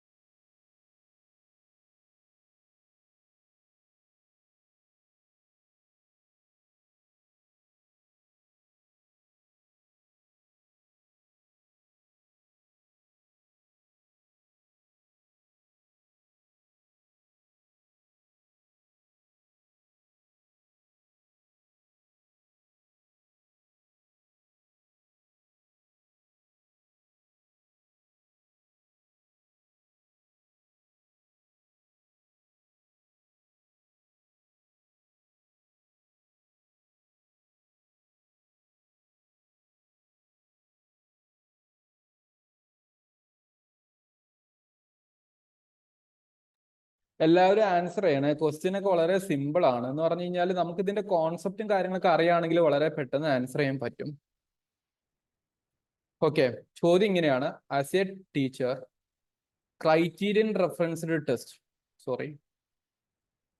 Criterion referenced test, നമുക്ക് രണ്ട് ടെസ്റ്റുകൾ ഉണ്ട് ബേസിക്കലി. അതായത് നമ്മൾ ഇവാലുവേഷന്റെ മെക്കാനിസം, ഒന്ന് ക്രൈറ്റീരിയ വെച്ചിട്ട് ചെയ്യാം, മറ്റൊന്ന് ചില നോംസ് വെച്ചിട്ട് ചെയ്യാം. സോ ക്രൈറ്റീരിയ ബേസ്ഡ് ഉണ്ട്, നോംസ് ബേസ്ഡ് ഉണ്ട്. അങ്ങനത്തെ ഒരു ഡിഫറൻഷിയേഷൻ ഉണ്ട്. ഞാൻ എന്താന്ന് പറഞ്ഞുതരാം. അപ്പൊ അതിന്റെ അടിസ്ഥാനത്തിൽ ക്രൈറ്റീരിയൻ റെഫറൻസ്ഡ് ആയിട്ടുള്ള ടെസ്റ്റുകൾ വർക്ക് ചെയ്യും എപ്പോ? ഇവിടെ ഞാൻ നേരത്തെ പറഞ്ഞ പോലെ ഇവിടെ 4 ഓപ്ഷൻ ഉണ്ട്, പക്ഷെ നിങ്ങളുടെ ആൻസേഴ്സിൽ എപ്പോഴും 3 ഉള്ളൂ. സോ 1 യു ഷുഡ് എലിമിനേറ്റ്, അല്ലെ? അപ്പൊ അതെന്തായിരിക്കും? ഇതിൽ യോജിച്ചു പോകാത്തത് കണ്ടെത്താനുള്ള ശ്രമം ഉണ്ടായാലും മതി. ക്രൈറ്റീരിയ എന്ന് പറയുമ്പോൾ തന്നെ നമുക്കറിയാം ചില ക്രൈറ്റീരിയ ഉണ്ടാകും എന്നുള്ളത്. Measuring mastery of basic skill, അപ്പൊ ബേസിക് സ്കിൽ എന്നുള്ളത് ഒരു ക്രൈറ്റീരിയ വെച്ചിട്ടുണ്ട്. Assessing effective and psychomotor objective, അപ്പൊ അങ്ങനത്തെ സൈക്കോമോട്ടർ ഒബ്ജക്റ്റീവ്സും കാര്യങ്ങൾ ലിസ്റ്റ് ചെയ്തിട്ടുണ്ടാവും. ഗ്രൂപ്പിംഗ് സ്റ്റുഡൻസ് ഫോർ ഇൻസ്ട്രക്ഷൻസ്, അപ്പൊ ഒരു ഗ്രൂപ്പ് ഉണ്ടാവും. Assessing the range of abilities in large group, ഇത് കുറച്ച് പാടല്ലേ? ലാർജ് ഗ്രൂപ്പ് സ്കൂളിൽ 1000 കുട്ടികളുടെയും കുട്ടികളുടെ റേഞ്ച് ഓഫ് എബിലിറ്റീസ് എങ്ങനെ അസസ് ചെയ്യും? അതിന് ക്രൈറ്റീരിയ വെക്കാൻ പറ്റുമോ? ഇല്ല. അപ്പൊ ഈ ഡി ഒഴിവാക്കിയിട്ടുള്ള ബാക്കി കാര്യങ്ങൾ, so ABC will be the answer വരുന്നത്. ആ രീതിയിൽ ഈ ടോപ്പിക് ഒന്ന് അറിഞ്ഞിരിക്കുക. ഇനി എന്താണ് ഈ ക്രൈറ്റീരിയൻ റെഫറൻസിന്റെയും അല്ലെങ്കിൽ നോംസ് ബേസ്ഡ് ആയിട്ടുള്ള ടെസ്റ്റിന്റെയും ഒരു ഫീച്ചേഴ്സ് എന്നുള്ളത് ഒന്ന് പറഞ്ഞുതരാൻ വേണ്ടി ശ്രമിക്കാം. ക്രൈറ്റീരിയൻ ബേസ്ഡ് ആയിട്ടുള്ള റെഫറൻസ് ടെസ്റ്റിനെ CRT എന്ന് വിളിക്കും. ക്രൈറ്റീരിയൻ റെഫറൻസ് ടെസ്റ്റ് എന്ന് പറയുന്നത് is design to measure a students academic performance against some standard or criteria. അപ്പൊ ചില ക്രൈറ്റീരിയ വെച്ചിട്ട് കുട്ടികളുടെ പെർഫോമൻസ് അനലൈസ് ചെയ്യാം. ഫോർ എക്സാമ്പിൾ ഡ്രൈവിംഗ് ടെസ്റ്റ് ഒരു ക്രൈറ്റീരിയ വെച്ചിട്ട് എടുക്കാം. ഡ്രൈവിംഗ് അറിയുമെന്ന് അറിയാൻ വേണ്ടി. ആനുവൽ എക്സാംസ് നടത്തുന്നത് എന്തിനാ? പാസ്സാകുമെന്ന് അറിയാൻ വേണ്ടി. ഫൈനൽ എക്സാംസ്, ക്ലാസ് ടെസ്റ്റ്, ഇതൊക്കെ ക്രൈറ്റീരിയൻ ആയിട്ടുള്ള വെക്കുന്ന കാര്യങ്ങളാണ്. പക്ഷെ ഇവിടെ അറിഞ്ഞിരിക്കേണ്ടത് ഈ CRT മെത്തേഡ് നമ്മൾ കൂടുതൽ എഡ്യൂക്കേഷൻ ആൻഡ് പ്രൊഫഷണൽ സെറ്റിംഗ്സിൽ ഉപയോഗിക്കാറുണ്ട്. സ്കൂൾ ടെസ്റ്റുകളാകാം, ക്വിസ് കോമ്പറ്റീഷൻ ആകാം, ഇംഗ്ലീഷ് എക്സാംസ് ആകാം, HR ഹ്യൂമൻ റിസോഴ്സസിന്റെ അല്ലെങ്കിൽ HR നമ്മൾ ജോബുമായി ബന്ധപ്പെട്ടിട്ട് ഇപ്പോൾ റിക്രൂട്ട്മെന്റ് നടത്താം. ക്രിസ്റ്റലിലോട്ട് ഫാക്കൽറ്റി റിക്രൂട്ട്മെന്റ് നടത്തുമ്പോൾ നമ്മൾ കുറച്ച് ക്രൈറ്റീരിയ പറയാറുണ്ട്. ക്രൈറ്റീരിയൻ ബേസ്ഡ് ആണ് കേട്ടോ. ഇതെന്തൊക്കെയായിരിക്കും? These can be useful for indicating how a group of learners are progressing rather than comparing candidates against each other. നമ്മൾ ഈ പറഞ്ഞിട്ടുള്ള 4ാമത്തെ ഓപ്ഷൻ ഉണ്ടായിരുന്നല്ലോ, വൈഡ് റേഞ്ച് ഓഫ് സ്റ്റുഡൻസിന്റെ ഇടയിൽ കുറെ കാര്യങ്ങൾ വെക്കുമ്പോൾ അത് കമ്പാരിസൺ ആയിട്ടാണ് മാറുക. അപ്പൊ കമ്പാരിസൺ അല്ല ക്രൈറ്റീരിയൻ ബേസ് കൊണ്ട് ഉദ്ദേശിക്കുന്നത്. മറിച്ച് എന്താണ്? കുറച്ച് കൃത്യമായിട്ടുള്ള ക്രൈറ്റീരിയ വെച്ചിട്ട് അതിൽ ക്വാളിഫൈ ചെയ്യുന്നുണ്ടോ ഇല്ലേ എന്നുള്ളൊരു കാര്യം മാത്രമാണ് നോക്കുന്നത് എന്നൊന്ന് മനസ്സിലാക്കി വെക്കുക. അതാണ് ക്രൈറ്റീരിയൻ റെഫറൻസ്. ക്രൈറ്റീരിയൻ റെഫറൻസ് ഒന്നും കൂടി മനസ്സിലാക്കണം എന്നുണ്ടെങ്കിൽ നമ്മൾ അത് നോംസ് റെഫറൻസ് ടെസ്റ്റുമായിട്ട് ഒന്ന് ലിങ്ക് ചെയ്യാൻ പറ്റണം. അപ്പോ നോംസ് റെഫറൻസും ഉണ്ട്, ക്രൈറ്റീരിയ ഉണ്ട്. അപ്പൊ CRT ഉണ്ട്, NRT ഉണ്ട്. ഈ NRT എന്ന് പറയുന്നത് ചില ആപ്റ്റിറ്റ്യൂഡ് ടെസ്റ്റുകളാണ്. ടീച്ചർ ചില സർവേ കാര്യങ്ങളൊക്കെ നടത്തിയിട്ട് ഉണ്ടാക്കുന്നതാണ്. അതിൽ ഇൻട്രസ്റ്റും കാര്യങ്ങളൊക്കെ കണ്ടെത്താൻ വേണ്ടിയാണ്. ഈ പറഞ്ഞിട്ടുള്ള കാര്യങ്ങൾ നമുക്ക് വേണമെങ്കിൽ ഒരു സ്കൂളിലെ എല്ലാ കുട്ടികൾക്കിടയിലും നടത്തിക്കൂടെ? 1000 പേര് പഠിക്കുന്ന കുട്ടികളിൽ നിന്നും നമുക്ക് ഒരു 20 പേരെ തെരഞ്ഞെടുക്കണം. അതിന് നമുക്ക് നോംസ് റെഫറൻസ് ആയിട്ടുള്ള ടെസ്റ്റ് അല്ല നടത്താൻ പറ്റുക, അല്ലേ? അപ്പൊ ഇവിടെ നോക്കിക്കുക, 40 പേരുള്ളതിൽ ഒരു കുട്ടി 5ാമത്തെ റാങ്ക് വരുന്നു എന്നുള്ളൊരു കാര്യം നമുക്ക് ആ കുട്ടിയുടെ ചില സെലക്ഷന്റെ ഭാഗമായിട്ട് നമുക്ക് തിരഞ്ഞെടുക്കാം. അത് നോംസ് ആണ്. അതേ സമയത്ത് ക്രൈറ്റീരിയൻ റെഫറൻസ് എപ്പോഴും യൂണിറ്റ് ടെസ്റ്റിന്റെ എൻഡിലോ അല്ലെങ്കിൽ എക്സാമിനേഷനിൽ ജയിക്കുന്നുണ്ടോ ഇല്ല എന്നുള്ള സ്പെസിഫിക് ക്രൈറ്റീരിയ വരും എന്നുള്ളതാണ് അറിഞ്ഞിരിക്കേണ്ടത്. A learner multiplies 3 digit whole numbers correctly and accurately.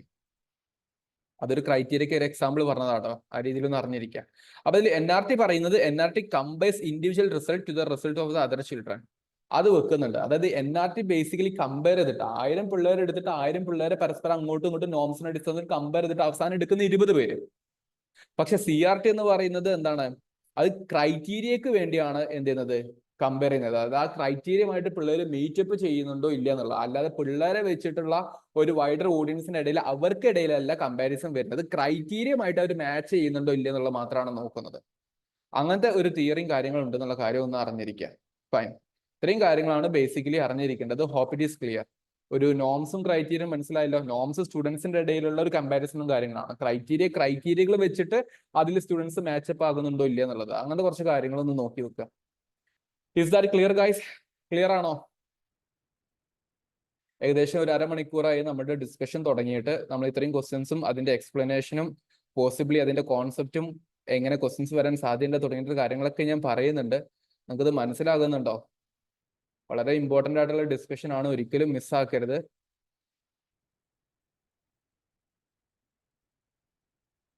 നിങ്ങളുടെ റെസ്പോൺസിനനുസരിച്ചായിരിക്കും ഞാൻ പറഞ്ഞു പോകുന്നത്. ജസ്റ്റ് ടെൽ മി ദാറ്റ് നിങ്ങൾക്ക് ക്ലിയർ ആകുന്നുണ്ടോ ഇല്ല എന്നുള്ളത്.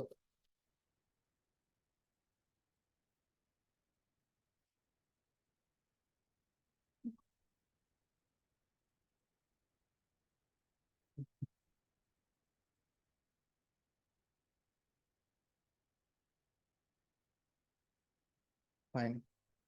യാ, താങ്ക് യു. അടുത്തൊരു ക്വസ്റ്റ്യൻ നോക്കാം. അസിസ്റ്റീവ് ടെക്നോളജിയുമായി ബന്ധപ്പെട്ടിട്ടുള്ള, പെട്ടെന്ന് വായിച്ചിട്ടൊന്ന് ആൻസർ ചെയ്യോ? ഇതൊന്ന് പെട്ടെന്ന് വായിച്ചിട്ടൊന്ന് ആൻസർ ചെയ്യാൻ ശ്രമിച്ചാൽ മതി. Go for it guys.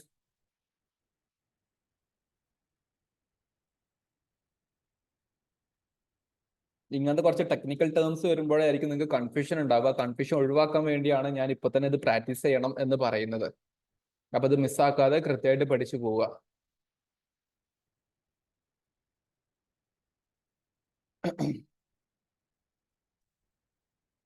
Comment it guys. പെട്ടെന്ന് വായിക്കുക, പെട്ടെന്ന് ആൻസർ ചെയ്യുക. കമന്റ് ചെയ്യാതിരിക്കരുത് കേട്ടോ. ഇത് കാരണം നിങ്ങളാണ് ഈ എക്സാമിനേഷൻ എഴുതാൻ പോകുന്ന ആൾക്കാർ. Never miss such kind of very important opportunities.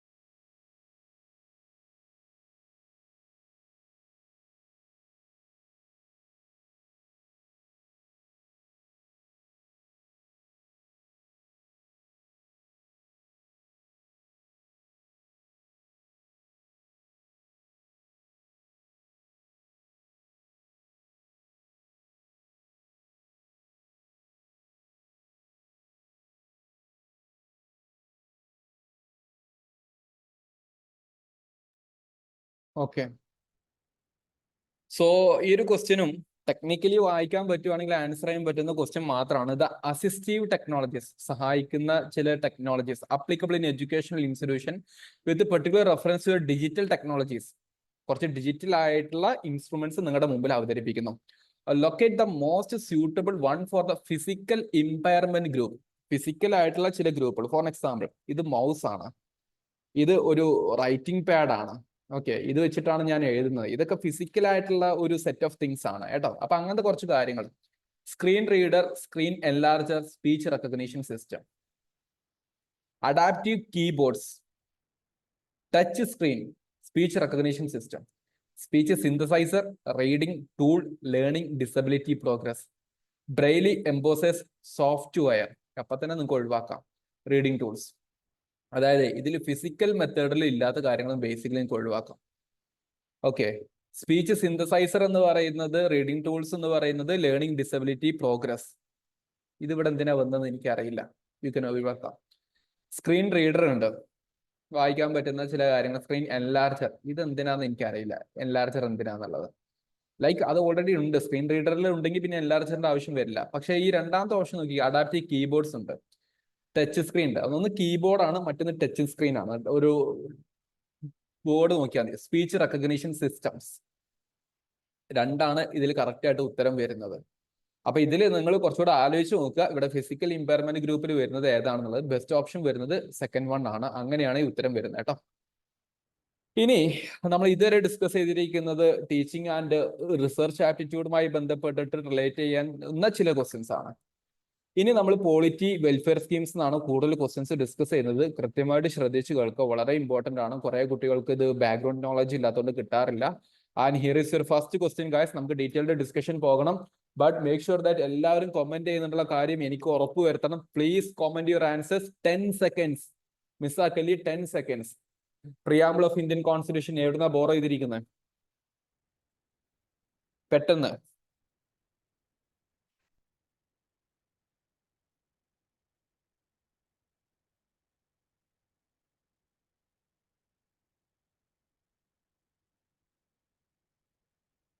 പെട്ടെന്ന് എല്ലാവരും കമന്റ് ചെയ്യും. നിങ്ങൾ കമന്റ് ചെയ്യാതിരിക്കരുത്. Something very very important question ആണ്. ഇത് സിമ്പിൾ ക്വസ്റ്റ്യൻ ആണ്, പക്ഷെ ഇതുപോലെ നമുക്ക് ചോദ്യങ്ങൾ ചോദിക്കാൻ സാധ്യതയുള്ള മറ്റു ടോപ്പിക്സ് കൂടെ നമ്മൾ ഡെഫിനറ്റ്ലി ഇതിന്റെ ഭാഗമായിട്ട് ഡിസ്കസ് ചെയ്യുന്നുണ്ട്. അതുകൊണ്ടാണ് ഞാൻ പറയുന്നത് ഈ സെഷൻ നിങ്ങൾ ഒരിക്കലും മിസ്സാക്കരുത് എന്നുള്ളത്.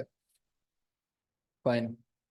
Preamble of Indian Constitution is borrowed from American Constitution, that is option D. Option D ആണ് കറക്റ്റ് ആയിട്ടുള്ള ഉത്തരം.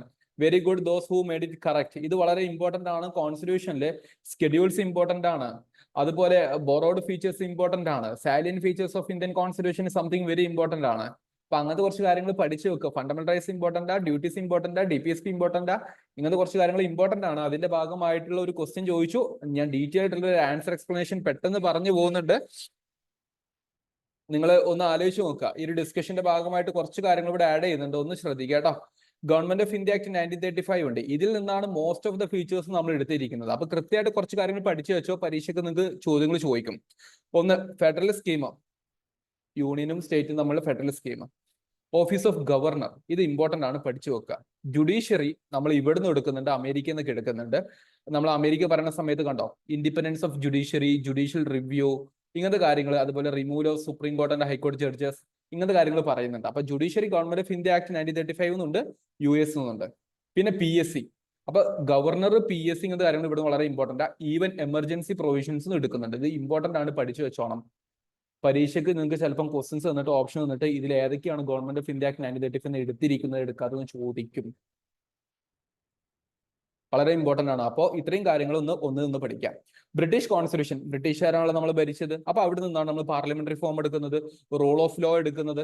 റൂൾ ഓഫ് ലോ അവിടെ നിന്നാണ് എടുക്കുന്നത്, മറക്കണ്ട. Legislative procedure, single citizenship, cabinet system, റിട്ടുകൾ, ദെൻ പാർലമെന്ററി പ്രിവിലേജുകളും bicameralism. Lok Sabha, Rajya Sabha, 2 houses, bicameralism. US constitution ആണ് ഫണ്ടമെന്റൽ റൈറ്റ്സ് എടുക്കുന്നത്, നമ്മൾ പറഞ്ഞു. അമേരിക്കയിൽ നിന്നാണ് പിന്നെ പ്രിയാമ്പിളിന്റെ കാര്യം എടുക്കുന്നത്. പക്ഷെ പ്രിയാമ്പിൾ പഠിക്കുമ്പോൾ ഒരു കാര്യം കൂടി അറിഞ്ഞിരിക്കുക.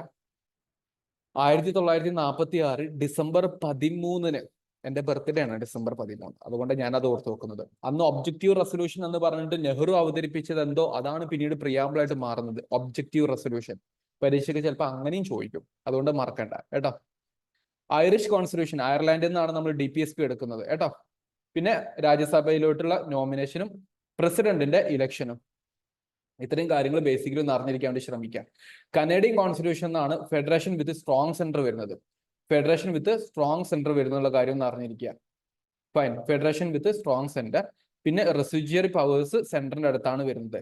എന്ന് പറഞ്ഞു കഴിഞ്ഞാല് നമുക്ക് എന്തുണ്ട്, we have three things: union list, state list, concurrent list. ഇതല്ലാത്ത പവേഴ്സിനെ വിളിക്കുന്ന പേരാണ് എന്ത്, റെസിജ്വറി പവേഴ്സ് എന്നുള്ളത്. അതായത് ആ വിഷയങ്ങളിൽ തീരുമാനം എടുക്കാനുള്ള പവർ ആർക്കാണുള്ളത്, പാർലമെന്റിനാണുള്ളത്. അതാണ് റെസിജ്വറി പവർ എന്ന് പറയുന്നത് കേട്ടോ. പിന്നെ സ്റ്റേറ്റ് ഗവർണർ അപ്പോയിന്റ് ചെയ്യുന്നത് സെൻട്രൽ ആയിരിക്കും എന്ന് പറയുന്നത്. ഇവിടെ കണ്ടോ, ഓഫീസ് ഓഫ് ഗവർണർ നമ്മൾ പറഞ്ഞത് എവിടെയാ, ഗവൺമെന്റ് ഓഫ് ഇന്ത്യ ആക്ട് 1935 അതേ സമയത്ത് അതിനെ അപ്പോയിന്റ് ചെയ്യുന്നത്, അതായത് നമ്മുടെ ഇന്ത്യയുടെ സംസ്ഥാനത്ത് ഓരോ സംസ്ഥാനത്തും ഗവർണർമാരെ അപ്പോയിന്റ് ചെയ്യുന്നത് സെൻട്രൽ ആണെന്ന് പറയുന്ന ആരാണ്, കനേഡിയൻ ആണ്. അപ്പൊ കനേഡിയൻ പറയുന്നത് എന്താണ്, സ്ട്രോങ് സെന്ററിനെ കുറിച്ചാണ് പറയുന്നത് എന്നുള്ള ഒരു പോയിന്റ് ആലോചിച്ചാൽ മതി. ഫൈൻ, അത്രയും കാര്യങ്ങൾ നിങ്ങൾ അറിഞ്ഞിരിക്കുക. 3 കാര്യങ്ങൾ കൃത്യമായിട്ട് പഠിച്ചു വെക്കുക. Federation with a strong centre, residuary power സെന്ററിന്റെ അടുത്താണ് വരുന്നത്, ഗവർണർ അപ്പോയിന്റ് ചെയ്യുന്നത് സെൻട്രൽ ഗവൺമെന്റ് ആണ്. ഇത്രയും കാര്യങ്ങൾ ഒന്ന് അറിഞ്ഞിരിക്കാൻ വേണ്ടി ശ്രമിക്കാം. ഇത് റിവൈസ് ചെയ്യണം, റിപ്പീറ്റ് ചെയ്യണം, എന്നാലേ നിങ്ങൾക്ക് ഈ കാര്യങ്ങൾ പിടുത്തം കിട്ടുള്ളൂ. ഇനി ഈ നോട്ട്സും കാര്യങ്ങളൊക്കെ കിട്ടണമെന്നുണ്ടെങ്കിൽ ഇതിൽ നിങ്ങൾ ഡിസ്ക്രിപ്ഷൻ ബോക്സ് നോക്കുന്ന സമയത്ത് ക്രിസ്റ്റലിന്റെ ഹിസ്റ്ററിയുടെ നെറ്റുമായി ബന്ധപ്പെട്ടൊരു ടെലിഗ്രാം ചാനൽ ഉണ്ടാവും, അതിലെല്ലാം ഇട്ടേക്കാം. എല്ലാ HSTയുമായി ബന്ധപ്പെട്ടുള്ള ക്വസ്റ്റ്യൻസും കാര്യം ഇട്ടേക്കാം. നിങ്ങൾ ആ ഗ്രൂപ്പിൽ ജോയിൻ ചെയ്യുക, അവിടുന്ന് എന്ത് ചെയ്യുക, അത് പിക്ക് ചെയ്ത് എടുത്തോളൂ കേട്ടോ. PDF അവിടുന്ന് എടുത്തോളൂ.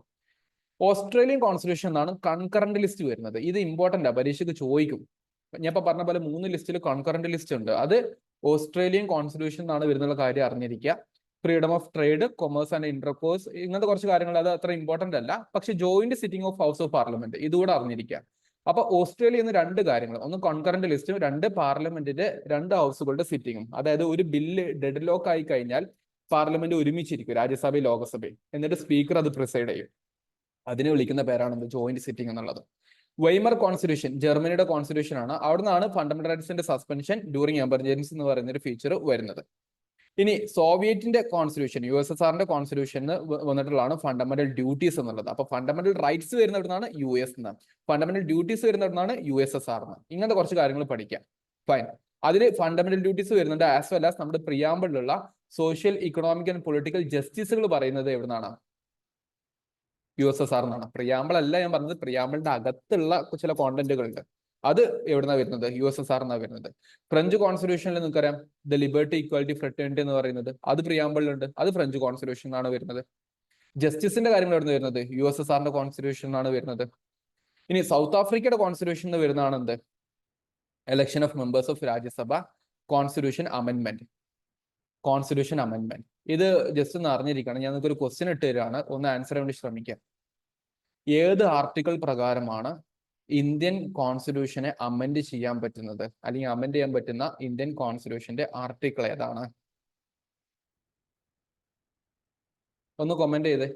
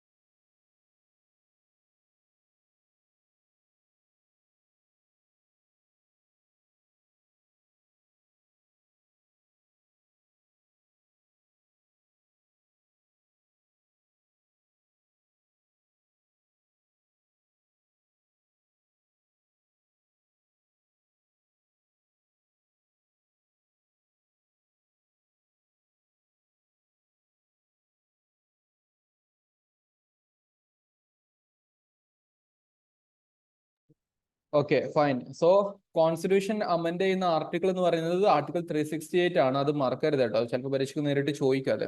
ജാപ്പനീസ് കോൺസ്റ്റിറ്റ്യൂഷൻ ആണ് പ്രൊസീജിയർ എസ്റ്റാബ്ലിഷ്ഡ് ബൈ ലോ എന്ന് പറയുന്നത്. അതായത് ഇവിടെ കണ്ടോ, റൂൾ ഓഫ് ലോ എന്ന് പറയുന്ന ഒരു കാര്യം നമ്മൾ ബ്രിട്ടീഷ് എന്ന് പറഞ്ഞു, ഇവിടെ പ്രൊസീജിയർ എസ്റ്റാബ്ലിഷ്ഡ് ബൈ ലോ എന്ന് പറയുന്നത് ജാപ്പനീസ് കോൺസ്റ്റിറ്റ്യൂഷൻ. അപ്പൊ ഇങ്ങനെ കമ്പയർ ചെയ്തിട്ട് തന്നെ ഇത് പഠിക്കാൻ വേണ്ടി ശ്രമിക്കുക. നല്ലൊരു റിവിഷൻ നടത്തിക്കോ. ഇതിൽ നിന്ന് മാത്രം പരീക്ഷയ്ക്ക് എന്ത് ചെയ്യാം, ഒരു ചോദ്യം വരാനുള്ള സാധ്യത ഉണ്ട്.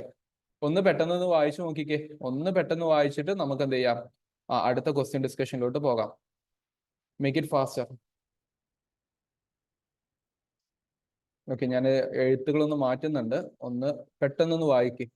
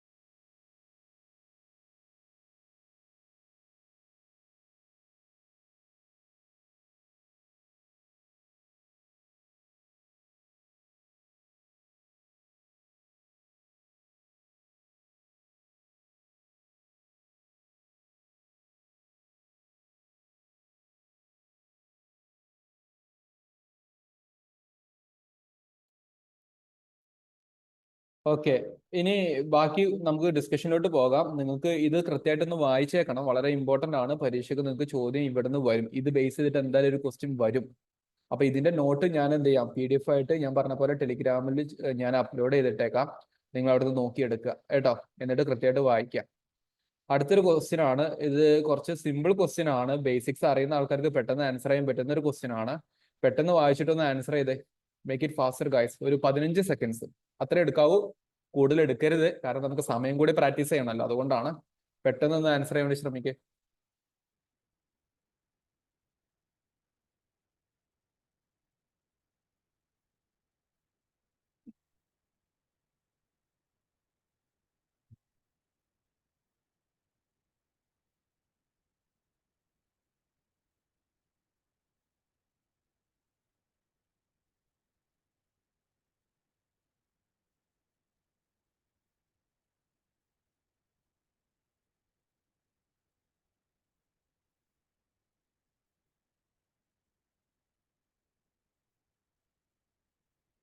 പെട്ടെന്ന് പെട്ടെന്ന് കമന്റ് ചെയ്യണേ, സമയം കളയണ്ടെന്ന് വിചാരിച്ചിട്ടാണ്. ഞാൻ വായിക്കാം, നിങ്ങളൊന്ന് പെട്ടെന്ന് കമന്റ് ചെയ്യാത്തവർ പെട്ടെന്ന് കമന്റ് ചെയ്യേ. Which among the following right contained in Article 19 was deleted by the 44th Constitutional Amendment Act of 1978? 1978 44th വരുന്നുണ്ട്. 42nd കോൺസ്റ്റിറ്റ്യൂഷണൽ അമെന്റ്മെന്റ് ആക്ട് വരുന്നത് 1976 ഇത് ഇന്ദിരാഗാന്ധിയുടെ സമയത്താണ്. ഇത് ഇന്ദിരാഗാന്ധി ഗവൺമെന്റ് പോയതിനു ശേഷമുള്ള മൊറാർജി ദേശായി ഗവൺമെന്റ് സമയത്താണ്. അപ്പൊ അതിൽ ഡിലീറ്റ് ചെയ്തിരിക്കുന്ന ആർട്ടിക്കിൾ 19 ഡിലീറ്റ് ചെയ്തിരിക്കുന്ന ഏതാണ്? Right to form associations or unions or cooperative society, right to acquire, hold and dispose property, right to reside and settle any part of the country, none of the above.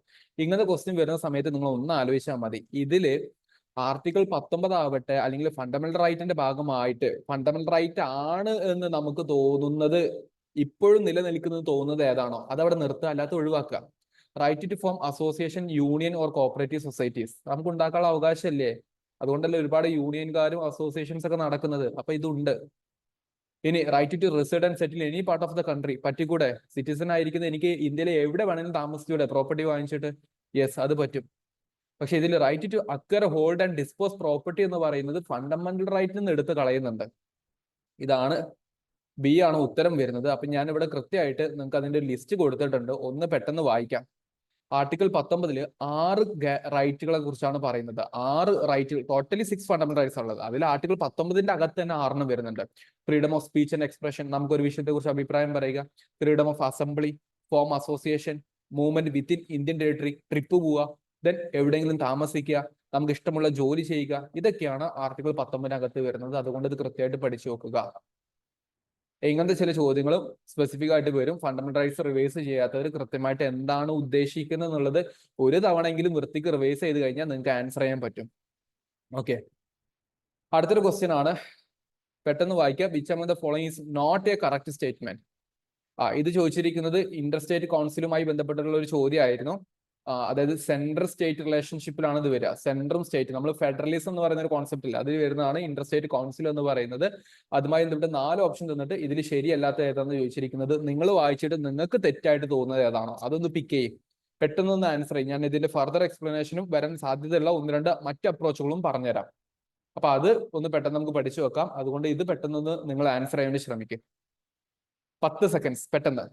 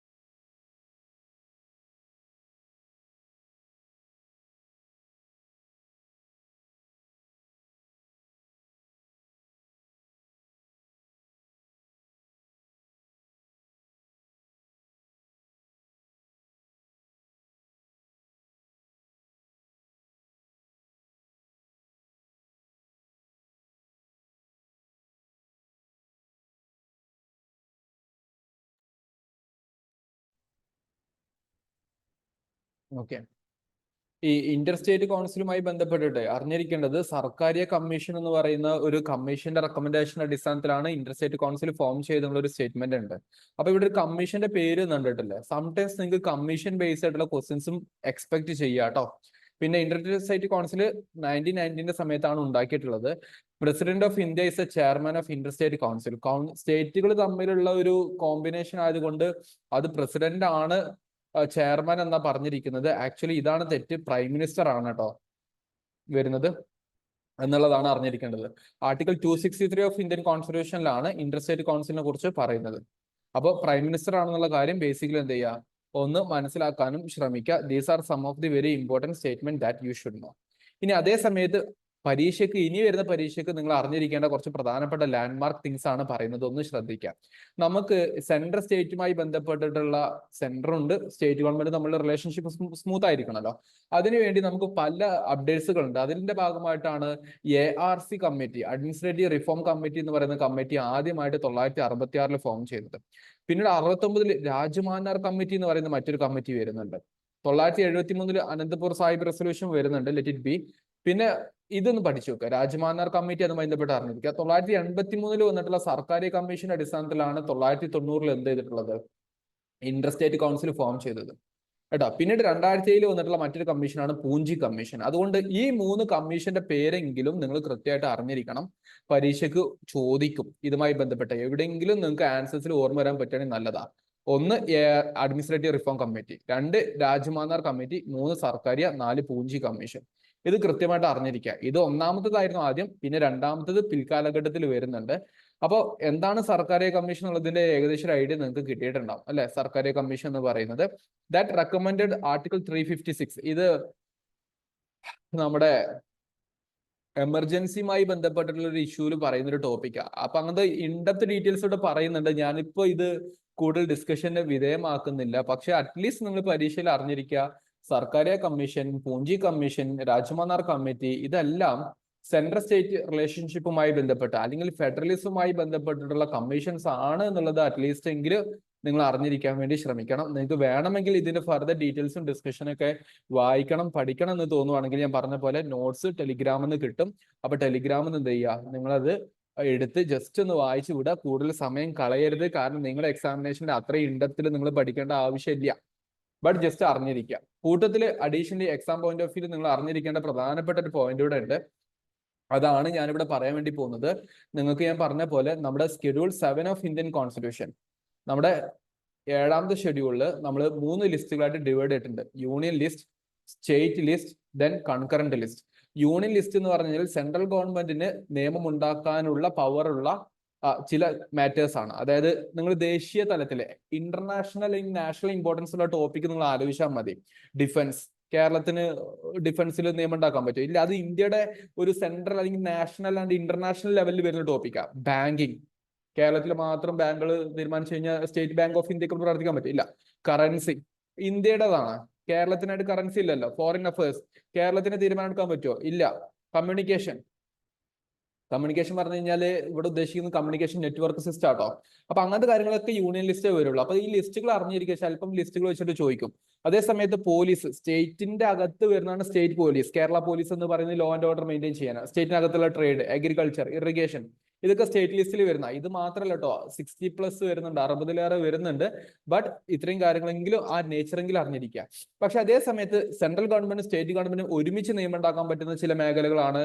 ഒന്ന് education. Central ഗവൺമെന്റിന് ഒരു national education policy കൊണ്ടുവരാം, state government അതിനനുസരിച്ച് അതിൽ മാറ്റങ്ങൾ വരുത്താം. Forest, trade, marriage, adoption, succession, ഇങ്ങനത്തെ കാര്യങ്ങളൊക്കെ കൺകറന്റ് ലിസ്റ്റ് ആണ്. അപ്പൊ അതുകൊണ്ട് ഇതൊന്ന് പഠിച്ചു വെച്ചേക്കണേ, ഇമ്പോർട്ടന്റ് ആണ്. നിങ്ങൾ ഇത് നിങ്ങൾക്ക് ജനറലി മനസ്സിലാക്കാൻ പറ്റും, ഇത് പഠിച്ചു വെക്കണം കൺകറന്റ് ലിസ്റ്റ്. പിന്നെ ഞാൻ പറഞ്ഞു റെസിജ്വറി പവർ എന്ന് പറയുന്നത് എന്താണ്? ഇതിന് പുറമേ ഉള്ള പുതുതായിട്ട് എന്തെങ്കിലും പവർ വരികയാണെങ്കിൽ അതിന്റെ പവർ ആർക്കുള്ളത്? പാർലമെന്റിനാണുള്ളതെന്നുള്ള കാര്യം കൂടി അറിഞ്ഞിരിക്കുക. നമ്മളെ ബോറോഡ് ഫീച്ചേഴ്സിൽ പറഞ്ഞില്ലേ? അപ്പൊ അങ്ങനത്തെ കാര്യങ്ങൾ. അപ്പൊ ഇതൊന്ന് പെട്ടെന്ന് വായിച്ചു നോക്കിക്കുക ഇപ്പൊ തന്നെ, എന്നിട്ട് ഇപ്പൊ തന്നെ പഠിക്കാൻ പറ്റുവാണെങ്കിൽ നല്ലത്. Concurrent list, education, forest, trade, marriage, adoption and succession, ഇത്രയും കാര്യങ്ങളാണ് വരുന്നതെന്നുള്ള കാര്യം ഒന്ന് കൃത്യമായിട്ട് മനസ്സിലാക്കി വെക്കുക. പെട്ടെന്ന് വായിക്കും. ഇതും പരീക്ഷയ്ക്ക് ചോദിക്കാൻ സാധ്യതയുള്ള ഒരു ടോപ്പിക് ആയതുകൊണ്ടാണ് പറഞ്ഞത്, ഒന്ന് ശ്രദ്ധിക്കേട്ടോ.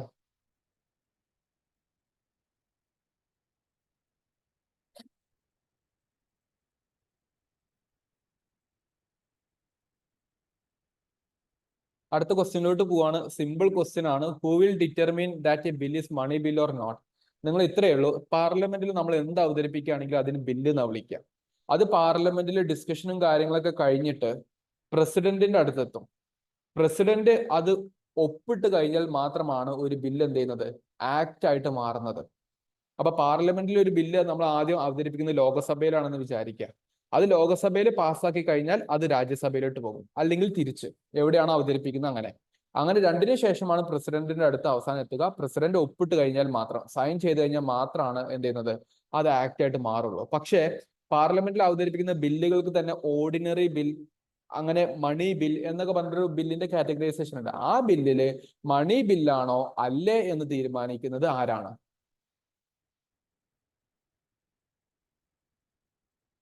അപ്പൊ ഒരു കാര്യം കൂടെ, മണി ബില്ല് ലോകസഭയിൽ മാത്രമേ അവതരിപ്പിക്കാൻ പറ്റുള്ളൂ കേട്ടോ. ആ ഒരു പോയിന്റ് കൂടെ പഠിച്ചു വെക്കുക. എന്നിട്ട് ഈ ക്വസ്റ്റിന്റെ ആൻസർ ഒന്ന് എഴുതിക്കേ.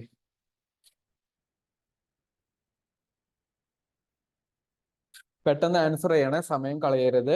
ഏകദേശം നമ്മൾ 1 മണിക്കൂറിന്റെ അടുത്തായി ഡിസ്കഷൻ ഇരിക്കുന്നത്. നിങ്ങൾ എക്സോസ്റ്റഡ് ആകാൻ സാധ്യതയുണ്ട്. എന്റെ ഹെൽത്ത് കുറച്ച് ദിവസമായിട്ട് നിങ്ങൾക്ക് അറിയാൻ ചെറിയൊരു ബുദ്ധിമുട്ട് ഞാൻ നിങ്ങളുടെ ഗ്രൂപ്പിൽ അറിയിച്ചതാണ്. അപ്പോൾ അതിന്റെ ഒരു ബുദ്ധിമുട്ടുണ്ട്. എനിഹൗ നമുക്കിത് പഠിച്ചല്ലേ പറ്റുള്ളൂ. അപ്പോൾ ആക്റ്റീവായിട്ട് ഇരിക്കുക, സപ്പോർട്ട് ചെയ്യുക, നിങ്ങളുടെ ഭാഗത്ത് നിന്ന് കൃത്യമായിട്ടുള്ള കമ്മ്യൂണിക്കേഷൻ വരിക. നിങ്ങൾ വീഡിയോ ലൈക്ക് ചെയ്യുന്നതോടൊപ്പം മാക്സിമം ഫ്രണ്ട്സുമായിട്ട് ഷെയർ ചെയ്യും. ഇങ്ങനെയൊക്കെ പഠിക്കുമ്പോഴൊക്കെ അല്ലേ നമുക്ക് കാര്യങ്ങൾ മനസ്സിലാക്കാൻ പറ്റുള്ളൂ.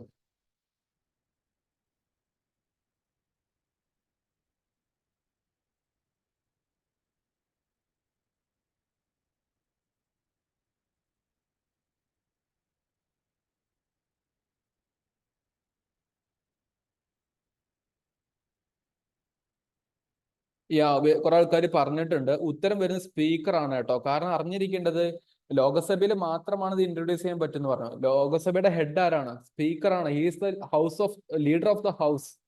അവിടുത്തെ ഹെഡ് ആരാണ്? സ്പീക്കർ ആണ്. പ്രൈം മിനിസ്റ്റർ പോലും ഇല്ല. നിങ്ങൾ കണ്ടിട്ടുണ്ടാവും സർ എന്ന് പറഞ്ഞിട്ട് ഓം ബിർള അവിടെ കുത്തിരിക്കുന്നതൊക്കെ നിങ്ങൾ കേട്ടിട്ടുണ്ടാവും, ഓരോരുത്തരും വിളിക്കുന്നത് അല്ലെ. അപ്പൊ അങ്ങനത്തെ കുറച്ച് കാര്യങ്ങളൊന്നും അറിഞ്ഞിരിക്കുക. ഉത്തരം സ്പീക്കർ ആണ് വരുന്നത്. സ്പീക്കറുമായി ബന്ധപ്പെട്ടുള്ള 1-2 പ്രൊവിഷൻസ് പഠിച്ചു വെച്ചോ. Speaker of the Lok Sabha is the presiding officer of Lok Sabha. ലോകസഭയിലെ പ്രിസൈഡിംഗ് ഓഫീസർ ആരാണ്? സ്പീക്കർ തന്നെയാണ്. ആർട്ടിക്കിൾ 94-ലാണ് speaker of the Lok Sabha shall be chosen from the members of house. അതായത് നിങ്ങൾ ആലോചിച്ച് വെക്കുക, നമ്മൾ ഇലക്ഷൻ കഴിഞ്ഞു, എല്ലാവരും അപ്പൊ എം പിമാരാ. ഈ എം പിമാരിൽ നിന്ന് ഒരാൾ അവരെന്ത് ചെയ്യും? തെരഞ്ഞെടുക്കും. അയാൾ എന്ത് ചെയ്യും? സ്പീക്കറായിട്ട് മാറും. അതാണ് പോയിന്റ്. ആർട്ടിക്കിൾ 94. അതേസമയത്ത് ആർട്ടിക്കിൾ 97 കൃത്യമായിട്ട് പറയുന്നുണ്ട് the speaker shall be responsible for the certification of money bills and financial bills. അത് ഏതാണെന്ന് തീരുമാനിക്കുന്ന ഡിസിഷൻ ആർക്കാണ്? സ്പീക്കറുടെ അടുത്താണ്. ഒരു ബില്ല് മണി ബില്ല് ആണ് എന്ന് പറഞ്ഞു കഴിഞ്ഞാൽ അതിന് സ്പെഷ്യൽ ആയിട്ടുള്ള കുറച്ച് കാര്യങ്ങളുണ്ട്. ഓക്കെ, അതുകൊണ്ടാണ് അത് മണി ബില്ലാണ് അല്ല എന്ന് പറയുന്നത്. ആധാർ ബില്ലൊക്കെ മണി ബില്ലായിട്ടാണ് അവതരിപ്പിച്ചിട്ടുണ്ടായിരുന്നത്, ആധാർ ഇൻട്രൊഡ്യൂസ് ചെയ്യുന്നത്. അത് മറ്റൊരു പൊളിറ്റിക്കൽ ടോപ്പിക്കാണ്, ഞാൻ അതിലോട്ട് പോകുന്നില്ല. അപ്പൊ ജസ്റ്റ് ഇത്രയും വിവരങ്ങളും വിഷയങ്ങളും കാര്യങ്ങളൊക്കെ എന്ത് ചെയ്യുക, ഒന്ന് അറിഞ്ഞിരിക്കാൻ വേണ്ടി ഒന്ന് ശ്രമിക്കുക. പോയിന്റ് ക്ലിയർ ആണല്ലോ? ആർട്ടിക്കിൾസ് രണ്ടും ഒന്ന് പഠിച്ചു വെച്ചേക്ക്, മിസ്സാക്കണ്ട. പരീക്ഷയ്ക്ക് ഒരു പക്ഷെ അങ്ങനെ ആർട്ടിക്കിൾ വെച്ചിട്ടും ചോദ്യങ്ങൾ ചോദിക്കാം. പോസിബിലിറ്റീസ് വെച്ചിട്ടാണ് നമുക്ക് പഠിക്കേണ്ടത്. ഓക്കെ, അടുത്തൊരു ചോദ്യം. ഇത് വളരെ സിമ്പിൾ ആണ്, കാരണം കഴിഞ്ഞ ദിവസത്തെ നമ്മളുടെ ഹിസ്റ്ററിയുടെ ഡിസ്കഷന്റെ ഭാഗമായിട്ടൊക്കെ നമ്മൾ പറഞ്ഞിട്ടുണ്ടായിരുന്ന ഒരു ചോദ്യം കൂടിയാണ്. ഇതൊന്ന് പെട്ടെന്ന് ആൻസർ വേണ്ടി ശ്രമിച്ചേ. Make it faster guys. 10 seconds.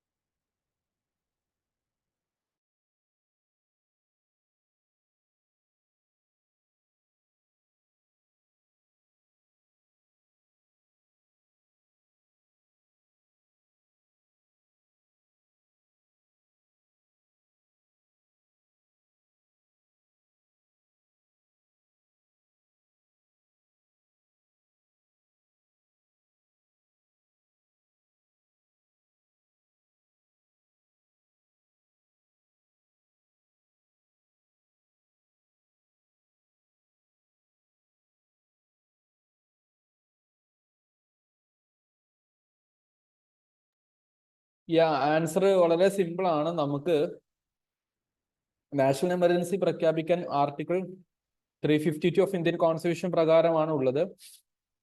ഇന്ദിരാഗാന്ധിയുടെ സമയത്ത് തേർഡ് എമർജൻസി അല്ലെ, അത് ഇന്റേണൽ ഡിസ്റ്റർബൻസ് ആണ് ഉണ്ടായിരുന്നത്, അത് ഒഴിവാക്കിയിട്ടുണ്ട്. ഇപ്പൊ നമുക്ക് എന്താണ്, വാർ പറ്റും, എക്സ്റ്റർണൽ പറ്റും, ആംഡ് റെബല്ലിയൻ പറ്റും. ഇന്റേണൽ ഡിസ്റ്റർബൻസ് കൊണ്ട് നമുക്ക് എന്ത് ചെയ്യാൻ പറ്റില്ല, നാഷണൽ എമർജൻസി പ്രഖ്യാപിക്കാൻ പറ്റില്ല എന്നുള്ള കാര്യം ഒന്ന് അറിഞ്ഞിരിക്കുക. അത് ഹിസ്റ്റോറിക്കൽ ആയിട്ടുള്ള ഒരു അണ്ടർസ്റ്റാൻഡിങ് ആണ് കേട്ടോ. അപ്പൊ ആ ഒരു പോയിന്റ് ഒന്ന് അറിഞ്ഞിരിക്കുക. Another question regarding right to information act. കൃത്യമായിട്ട് വായിക്കുക, ആൻസർ ചെയ്യാൻ വേണ്ടി ശ്രമിക്കുക. ഇങ്ങനത്തെ ക്വസ്റ്റ്യൻസ് ഇനിയും റിപ്പീറ്റ് ചെയ്യുക കേട്ടോ. അതുകൊണ്ടാണ് പറയുന്നത് മിസ്സാക്കരുത്, വളരെ ഇമ്പോർട്ടന്റ് ആണ്. ഈ ടോപ്പിക്സ് എല്ലാം ഇമ്പോർട്ടന്റ് ആണ്, മിസ്സാക്കരുത്. 10 seconds, പെട്ടെന്ന് ആൻസർ ചെയ്യും.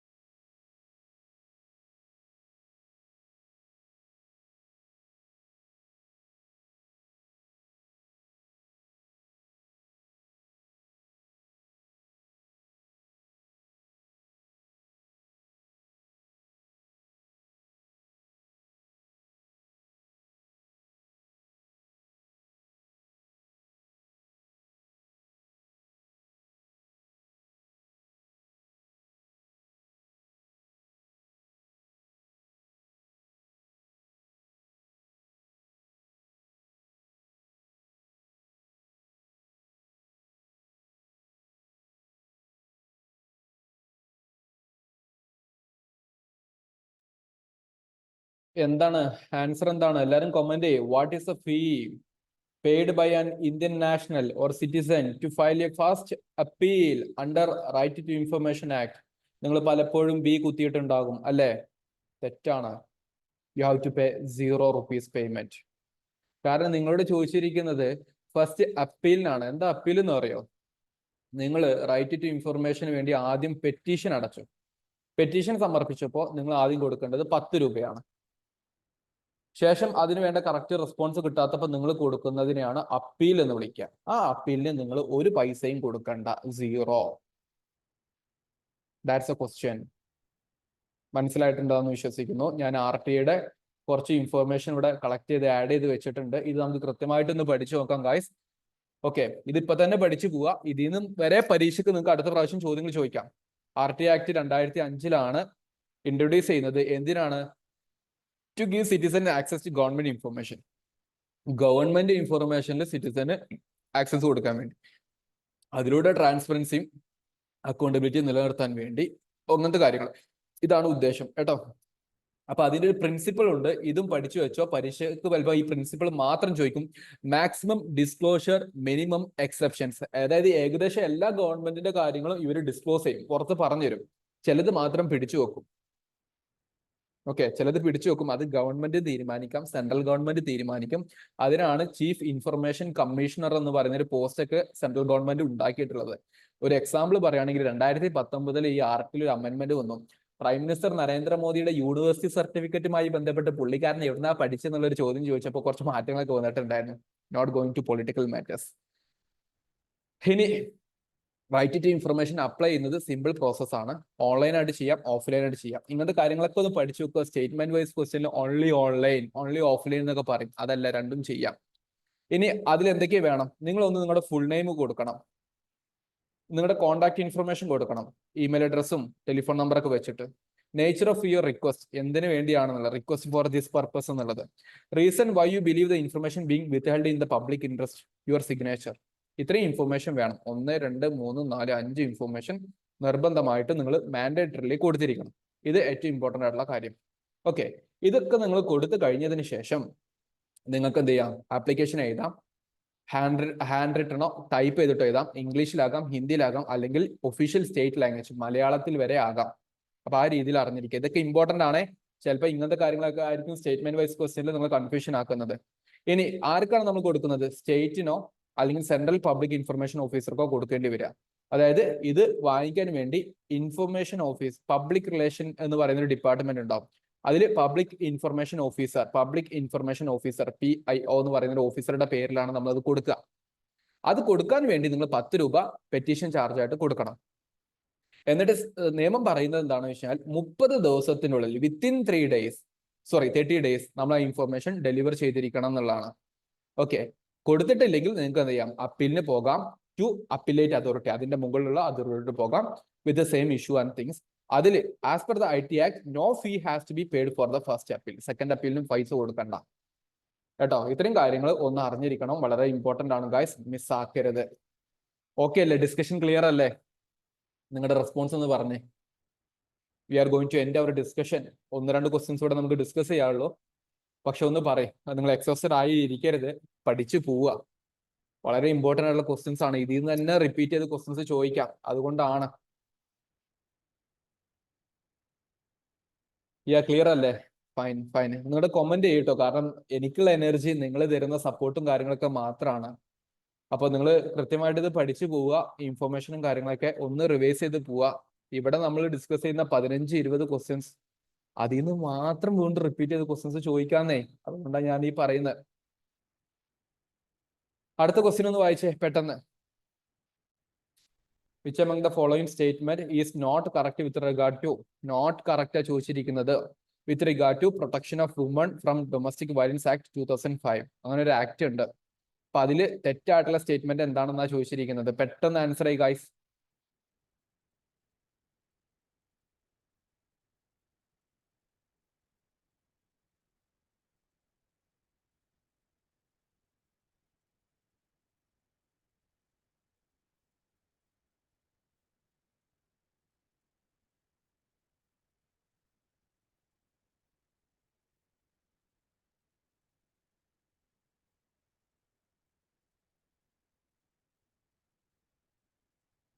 പെട്ടെന്ന് ആൻസർ ആയി. നിങ്ങൾക്ക് ഒന്ന് ആലോചിച്ച ആൻസർ ചെയ്യാൻ പറ്റുന്ന ക്വസ്റ്റ്യനേ ഉള്ളൂ ഇതൊക്കെ. അതാണ് പറയണത്. ചിലത് നമുക്ക് ഇൻഡെപ്ത് നോളജ് വേണ്ട, കുറച്ച് പ്രാക്ടിക്കൽ സെൻസ് ഉണ്ടായാൽ മതി. ഒന്ന് ആലോചിച്ച് നോക്കിക്കേ. Protection of woman from domestic violence എന്നാ പറഞ്ഞത്. അതിൽ തെറ്റായിട്ടുള്ള സ്റ്റേറ്റ്മെന്റ് ഏത്? The act protects woman from both physical and verbal abuse. അതായത് അടി മാത്രമല്ല, ചീത്ത പറയുന്നത് വരെ ഒരു അബ്യൂസ് ആണെന്ന് പറയുന്നു. ശരിയാകാൻ ചാൻസ് ഇല്ലേ? യെസ്. അപ്പൊ ഇത് ശരിയാകും. അപ്പൊ തെറ്റല്ലല്ലോ. ഓക്കെ, അപ്പോ ഇത് നമുക്ക് ഒഴിവാക്കാം, ഇത് ഒഴിവാക്കാം. പിന്നെ 2-3 തെറ്റാൻ സാധ്യതയുള്ളൂ. Sexual abuse is a form of domestic violence under the act. Definitely അല്ലേ? പെർമിഷൻ ഇല്ലാതെ സെക്ഷലി എക്സ്പ്ലോയിറ്റ് ചെയ്യുക എന്നുള്ളത്. അപ്പൊ 3ഉം ശരിയാണ്. അപ്പൊ ഇത് ഒഴിവാക്കാം. അപ്പൊ ഓട്ടോമാറ്റിക്കലി ഇത് ഉത്തരം വന്നില്ലേ?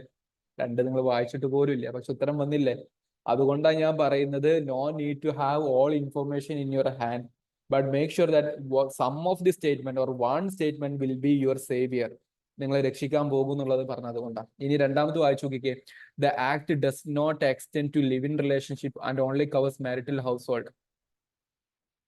നിങ്ങൾ നിങ്ങളുടെ വീട്ടിലിരിക്കുക, കല്യാണം കഴിഞ്ഞിട്ടില്ല, നിങ്ങളുടെ ഫാദർ നിങ്ങൾ അടിച്ചു, അതുവരെ ഡൊമസ്റ്റിക് വയലൻസ്. കല്യാണം കഴിയണം നിർബന്ധമില്ല, പിന്നെയാണോ ലിവ് ഇൻ റിലേഷൻഷിപ്പ്? അപ്പൊ രണ്ടാമത്തെ സ്റ്റേറ്റ്മെന്റ് ഓബ്വിയസ്ലി എന്താണ്? തെറ്റാണ്. അപ്പൊ അതുകൊണ്ട് അതാണ് ശരിയായിട്ടുള്ള കാരണം. നിങ്ങളോട് നോട്ട് കറക്റ്റ് ആണ് ഐഡന്റിഫൈ ചെയ്യാൻ പറഞ്ഞിട്ടുള്ളത്. ഡിസ്കഷൻ ക്ലിയർ ആണോ? Is that clear? Give me response.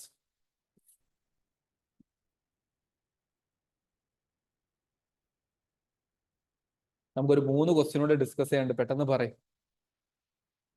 Okay, അതിന്റെ ഫർദർ ആയിട്ടുള്ള ഒരു എക്സ്പ്ലനേഷൻ ഇവിടെ കൊടുത്തിട്ടുണ്ട്. 2006 ഈ ആക്ട് നിലവിൽ വരുന്നത്. ആക്ട് 2005 ഇൻട്രൊഡ്യൂസ് ചെയ്തു. 26 ഒക്ടോബറിൽ ministry of woman and child development കീഴിലായിട്ട് ഈ ആക്ട് നിലവിൽ വന്നു. Came into force or came into existence 2006 വരുന്നത്. അതിൽ പറയുന്നുണ്ട് ഡെഫിനേഷൻ ഓഫ് ഡൊമസ്റ്റിക് വയലൻസ്. ആദ്യമായിട്ടാണ് ഇന്ത്യൻ ലോയിൽ ഡൊമസ്റ്റിക് വയലൻസിന്റെ ഡെഫിനേഷൻ പറയുന്നത്. എന്താണ് അത്? കുറച്ചുകൂടെ ബ്രോഡ് ഡെഫിനേഷൻ ആണ്. നോട്ട് ഓൺലി ഫിസിക്കൽ വയലൻസ് മാത്രമല്ല, മറിച്ച് എന്തുണ്ട്? ഇമോഷണൽ ആകാം, വെർബൽ ആകാം, സെക്ഷൽ ആകാം, സൈക്കോളജിക്കൽ ആകാം. Whatever the different kinds of abuses are happening, all things are called as domestic violence. ഞാൻ എൻ്റെ ഭാര്യയെ ഇഷ്ടംപോലെ ചീത്ത പറഞ്ഞുകൊണ്ടിരിക്കുകയാണെങ്കിൽ she can go for a complaint. കേട്ടോ, അതാണ് കാര്യം. അതിന്റെ കൂട്ടത്തിൽ ഈ 2 നിയമം കൂടി ഒന്ന് പഠിച്ചു വെച്ചേക്ക്. പരീക്ഷയ്ക്ക് ചിലപ്പം ഏതാ വർഷം എന്ന് ചോദിച്ചേക്കാം. ഡൗറി പ്രൊഹിബിഷൻ ആക്ട് 1961, 1961 ഡൗറി കൊടുക്കരുത്. Prohibition of child marriage 2006. ഈ 2 നിയമം കൂടെ അഡീഷണലി എക്സ്ട്രാ ബോണസ് ആയിട്ട് പഠിച്ചു വെച്ചേക്ക്. പരീക്ഷയ്ക്ക് ആവശ്യം വന്നേക്കാം. നോട്ട് ചെയ്ത് വെക്കുക, ഇമ്പോർട്ടന്റ് ആണ്, മിസ്സാക്കരുത് കേട്ടോ. ഞാൻ ഡിസ്കഷൻ മുന്നോട്ട് കൊണ്ടുപോവാണേ, നോട്ട് ടെലിഗ്രാമിൽ നിന്ന് എടുത്താൽ മതി. അടുത്ത ക്വസ്റ്റ്യൻ സിമ്പിൾ ക്വസ്റ്റ്യൻ ആണ്. മുമ്പ് നമ്മൾ ക്ലാസ് റൂം ഡിസ്കഷന്റെ ഭാഗമായിട്ട് ഡിസ്കസ് ചെയ്ത് വെച്ചിരിക്കുന്ന ഒരു ആക്ട് ആണ്. ഇന്ന് നമ്മൾ റേഷൻ കടയിൽ പോയിട്ട് അരി വാങ്ങിക്കുന്നുണ്ടെങ്കിൽ ഈ ആക്ടിന്റെ അടിസ്ഥാനത്തിലാണ്. എന്നാ പെട്ടെന്ന് കമന്റ് ചെയ്തേ, പെട്ടെന്ന് എല്ലാവരും കമന്റ് ചെയ്യണം. നിങ്ങൾ ഈ കമന്റ് ചെയ്യാതിരുന്നു കഴിഞ്ഞാൽ എനിക്കുള്ള എനർജി ഉണ്ടാവില്ല. എനിക്കൊരു ഡിസ്കഷൻ, ഒരു മൂഡ് വേണ്ടേ. അത് നിങ്ങളുടെ കമന്റ്സും കാര്യങ്ങളൊക്കെ തന്നെയാ മാക്സിമം.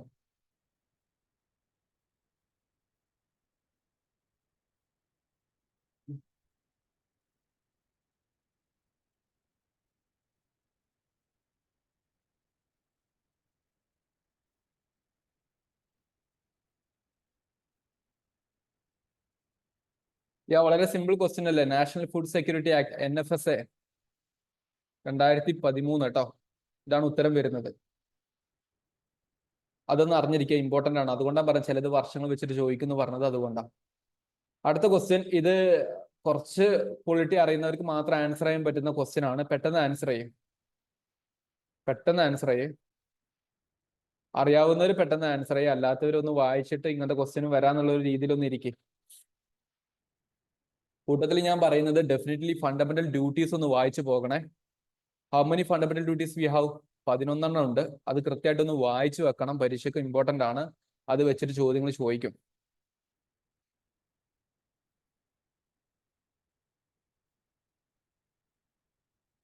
നിങ്ങൾ അങ്ങനെ 11 ഫണ്ടമെന്റൽ ഡ്യൂട്ടീസ് നിങ്ങൾ വായിച്ചിട്ടുണ്ടെങ്കിൽ അതിലുണ്ട് എൻവയോൺമെന്റ് പ്രൊട്ടക്ഷൻ ഒരു ഫണ്ടമെന്റൽ ഡ്യൂട്ടി ആണ് എന്നുള്ളത്.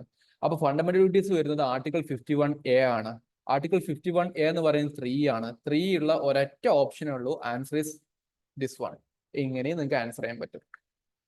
ബാക്കി ഒന്നും അറിഞ്ഞിട്ടില്ലെങ്കിലും കിട്ടും. അതുകൊണ്ടാണ് പറയുന്നത് എല്ലാം പഠിച്ചു വെക്കലല്ല, പഠിച്ചു വെക്കുന്നത് വൃത്തിക്ക് പഠിച്ചു വെക്കുക എന്നുള്ളതാണ്. ആർട്ടിക്കിൾ 48A എന്ന് പറയുന്നത് DPSP ആണ്. അപ്പൊ DPSPയിലും ഫണ്ടമെന്റൽ ഡ്യൂട്ടീസിലും എന്തുണ്ട്? നമ്മുടെ എൻവയോൺമെന്റ് പ്രൊട്ടക്ഷനെ കൃത്യമായിട്ട് എടുത്ത് പറയുന്നുണ്ട്. ആ രീതിയിൽ അറിഞ്ഞിരിക്കുക. So this is A method how you can answer certain questions. ഇത് ആൻസർ ചെയ്യാൻ ബുദ്ധി വേണമെന്നില്ല, പഠിച്ച കാര്യങ്ങൾ അപ്ലൈ ചെയ്യാനുള്ള ഒരു ലെവൽ ഓഫ് നോളജും ഒരു അഷ്യൂറൻസും ഉണ്ടായാൽ മതി. ഡിസ്കഷൻ യൂസ്ഫുൾ അല്ലേ? യൂസ്ഫുൾ ആണോ? ഞാനും ഏകദേശം ഇപ്പൊ നമ്മൾ 1 മണിക്കൂറും 15 മിനിറ്റ് ഏകദേശം ആയിട്ടുണ്ട് ഇപ്പൊ നമ്മൾ ഡിസ്കഷൻ ആരംഭിച്ചിട്ട്. ഇങ്ങനെ ഇരിക്കുമ്പോൾ ബുദ്ധിമുട്ട് ഡെഫിനറ്റ്ലി നിങ്ങൾക്കും ഉണ്ട്, എനിക്കുണ്ട്. എനിക്കും ശാരീരിക ബുദ്ധിമുട്ടുകളൊക്കെ ഉണ്ട്. എന്നിട്ട് നമ്മൾ ഡിസ്കസ് ചെയ്യുന്നത് നിങ്ങൾക്ക് ഉപകാരപ്പെടണം എന്നുള്ളത് കൊണ്ട്. അതുകൊണ്ട് നിങ്ങളുടെ കമന്റ്സ് ഇമ്പോർട്ടന്റ് ആണ്, നിങ്ങളുടെ ലൈക്കും ഷെയറൊക്കെ ഇമ്പോർട്ടന്റ് ആണ്. അപ്പൊ അതൊന്ന് സപ്പോർട്ട് ചെയ്യും. ഇവിടെ ഉണ്ട് ഫർദർ എക്സ്പ്ലനേഷൻ, നിങ്ങൾ അത് വായിച്ചു നോക്കിയാൽ മതി കേട്ടോ.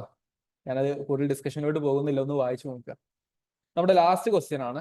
ഒരു എക്സ്പ്ലനേഷൻ ഉണ്ട്, ലാസ്റ്റ് ക്വസ്റ്റ്യൻ ആണ്, എക്സ്പ്ലനേഷൻ ഉണ്ട്. പെട്ടെന്ന് തന്നെ name the first state to employ differently abled under MGNREGA. Differently abled നമ്മൾ ഫിസിക്കലി ചലഞ്ചഡ് എന്ന് പറയും, അത് മാറ്റിയിട്ടുണ്ട്, ഡിഫറെന്റ്ലി ഏബിൾഡ് ആക്കിയിട്ട് മാറ്റിയിട്ടുണ്ട്. ആ കാറ്റഗറിയിൽപ്പെട്ട ആൾക്കാർക്കും MGNREGA പങ്കെടുക്കാം എന്ന് പറഞ്ഞിട്ടുള്ള ഫസ്റ്റ് സ്റ്റേറ്റ് ഏതാ? 4 ഓപ്ഷൻ ഉണ്ട്, നിങ്ങൾക്ക് കുത്താം, ഇഷ്ടമുള്ളത് കുത്താം. പെട്ടെന്ന് ആൻസർ ചെയ്യാൻ വേണ്ടി ശ്രമിക്കുക.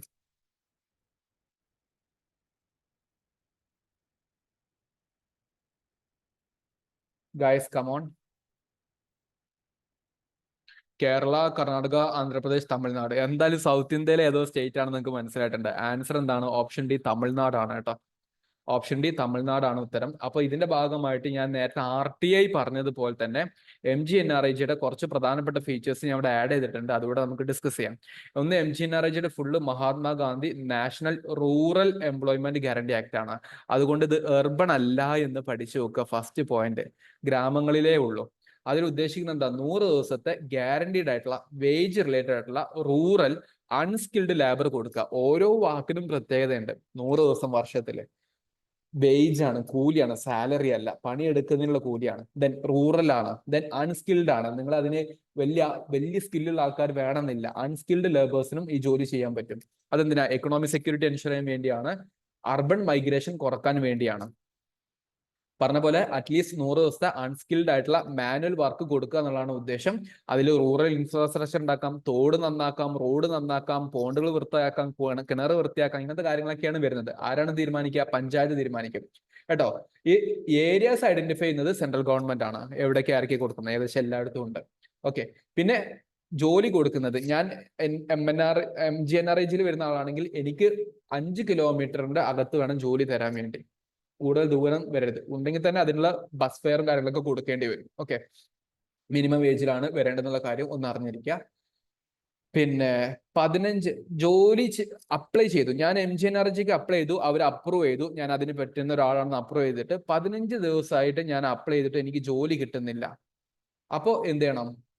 എനിക്ക് അൺഎംപ്ലോയ്മെന്റ് അലവൻസ് ആ ഒരു പഞ്ചായത്ത് നൽകണം എന്നുള്ളതാണ് നിയമം. ആ ഒരു കാര്യം കൂടി അറിഞ്ഞിരിക്കുക. അപ്പൊ 15 ദിവസം അപ്ലൈ ചെയ്തിട്ടും ജോലിക്ക് നമ്മൾ വിളിച്ചിട്ടില്ലെങ്കിൽ പഞ്ചായത്ത് അതിനുള്ള പേയ്മെന്റ് കൊടുക്കണം, പെർ ഡേ പേയ്മെന്റ് കൊടുക്കണം. Act is implemented mainly by ഗ്രാമപഞ്ചായത്താണ്. കോൺട്രാക്ടേഴ്സ് ഇൻവോൾവ് ചെയ്യുന്നില്ല, പഞ്ചായത്തിന്റെ കീഴിലാണ് പവർ വരുന്നുള്ള കാര്യം കൂടി ഒന്ന് അറിഞ്ഞിരിക്കുക. ഇത്രയും ഇൻഫർമേഷൻ കൃത്യമായിട്ട് പഠിക്കുക. സോ ഡിയർ സ്റ്റുഡൻസ്, നമ്മൾ ഏകദേശം ഒരു 15ഓളം ക്വസ്റ്റ്യൻസ്, എനിക്ക് ഓർമ്മയില്ല, ഇത്രയും ക്വസ്റ്റ്യൻസ് ഡിസ്കസ് ചെയ്തിട്ടുണ്ട്. ഡീറ്റെയിൽഡ് ഡിസ്കഷൻ പോയിട്ടുണ്ട്. പോസിബിൾ ക്വസ്റ്റ്യൻസ് എങ്ങനെയാണ് വരുന്നതൊക്കെ പറഞ്ഞിട്ടുണ്ട്. നിങ്ങൾക്ക് ഡിസ്കഷൻ യൂസ്ഫുൾ ആയിട്ടുണ്ടെങ്കിൽ തീർച്ചയായിട്ടും നിങ്ങൾ ലൈവ് ചാറ്റ് മാറ്റിയിട്ട് കൊമന്റ് സെഷനിൽ, അതായത് ഈ വീഡിയോ കണ്ടു കഴിഞ്ഞ ശേഷം കൊമന്റ് സെഷനിൽ നിങ്ങൾക്ക് ഈ ഒരു സെഷൻ എത്രമാത്രം യൂസ്ഫുൾ ആയിട്ടുണ്ട് എന്നുള്ളത് ഡീറ്റെയിൽ ആയിട്ടുള്ള നിങ്ങളുടെ ഒരു കൊമന്റ് സജഷൻസ് ഒക്കെ എക്സ്പെക്ട് ചെയ്യുന്നുണ്ട്. നിങ്ങൾ ഒരിക്കലും അത് ചെയ്യാതിരിക്കരുത്. കാരണം ഹെൽത്ത് ഇഷ്യൂസിൽ നിൽക്കുന്ന ഒരു സമയത്ത് പോലും ഞാൻ നിങ്ങൾക്കത് ഉപകാരപ്പെട്ടോട്ടെ എന്ന് വിചാരിച്ച് ചെയ്യുമ്പോൾ നിങ്ങളുടെ ഭാഗത്തു നിന്ന് കിട്ടേണ്ട ഒരു മിനിമം റിക്വസ്റ്റ് ആണ്, ഒന്ന്, നിങ്ങളുടെ ഒരു സെപ്പറേറ്റ് കൊമന്റ് ആഗ്രഹിക്കുന്നുണ്ട്. നിങ്ങൾ കൊമന്റ് ചെയ്യാതെ പോകരുത്. നൂറുകണക്കിന് ആൾക്കാർ വീഡിയോ കാണുന്നുണ്ട്, പക്ഷെ കൊമന്റ്സ് പലപ്പോഴും പലതും ചെറുതായി വരുന്നത്. അതല്ല നമുക്ക് വേണ്ടത്, നിങ്ങളുടെ സപ്പോർട്ട്. എന്നുണ്ടെങ്കിലും നമുക്ക് ഭാവിയിൽ വീഡിയോ ചെയ്യാനൊക്കെ നമുക്കൊരു മോട്ടിവേഷൻ ഉണ്ടാവുള്ളൂ.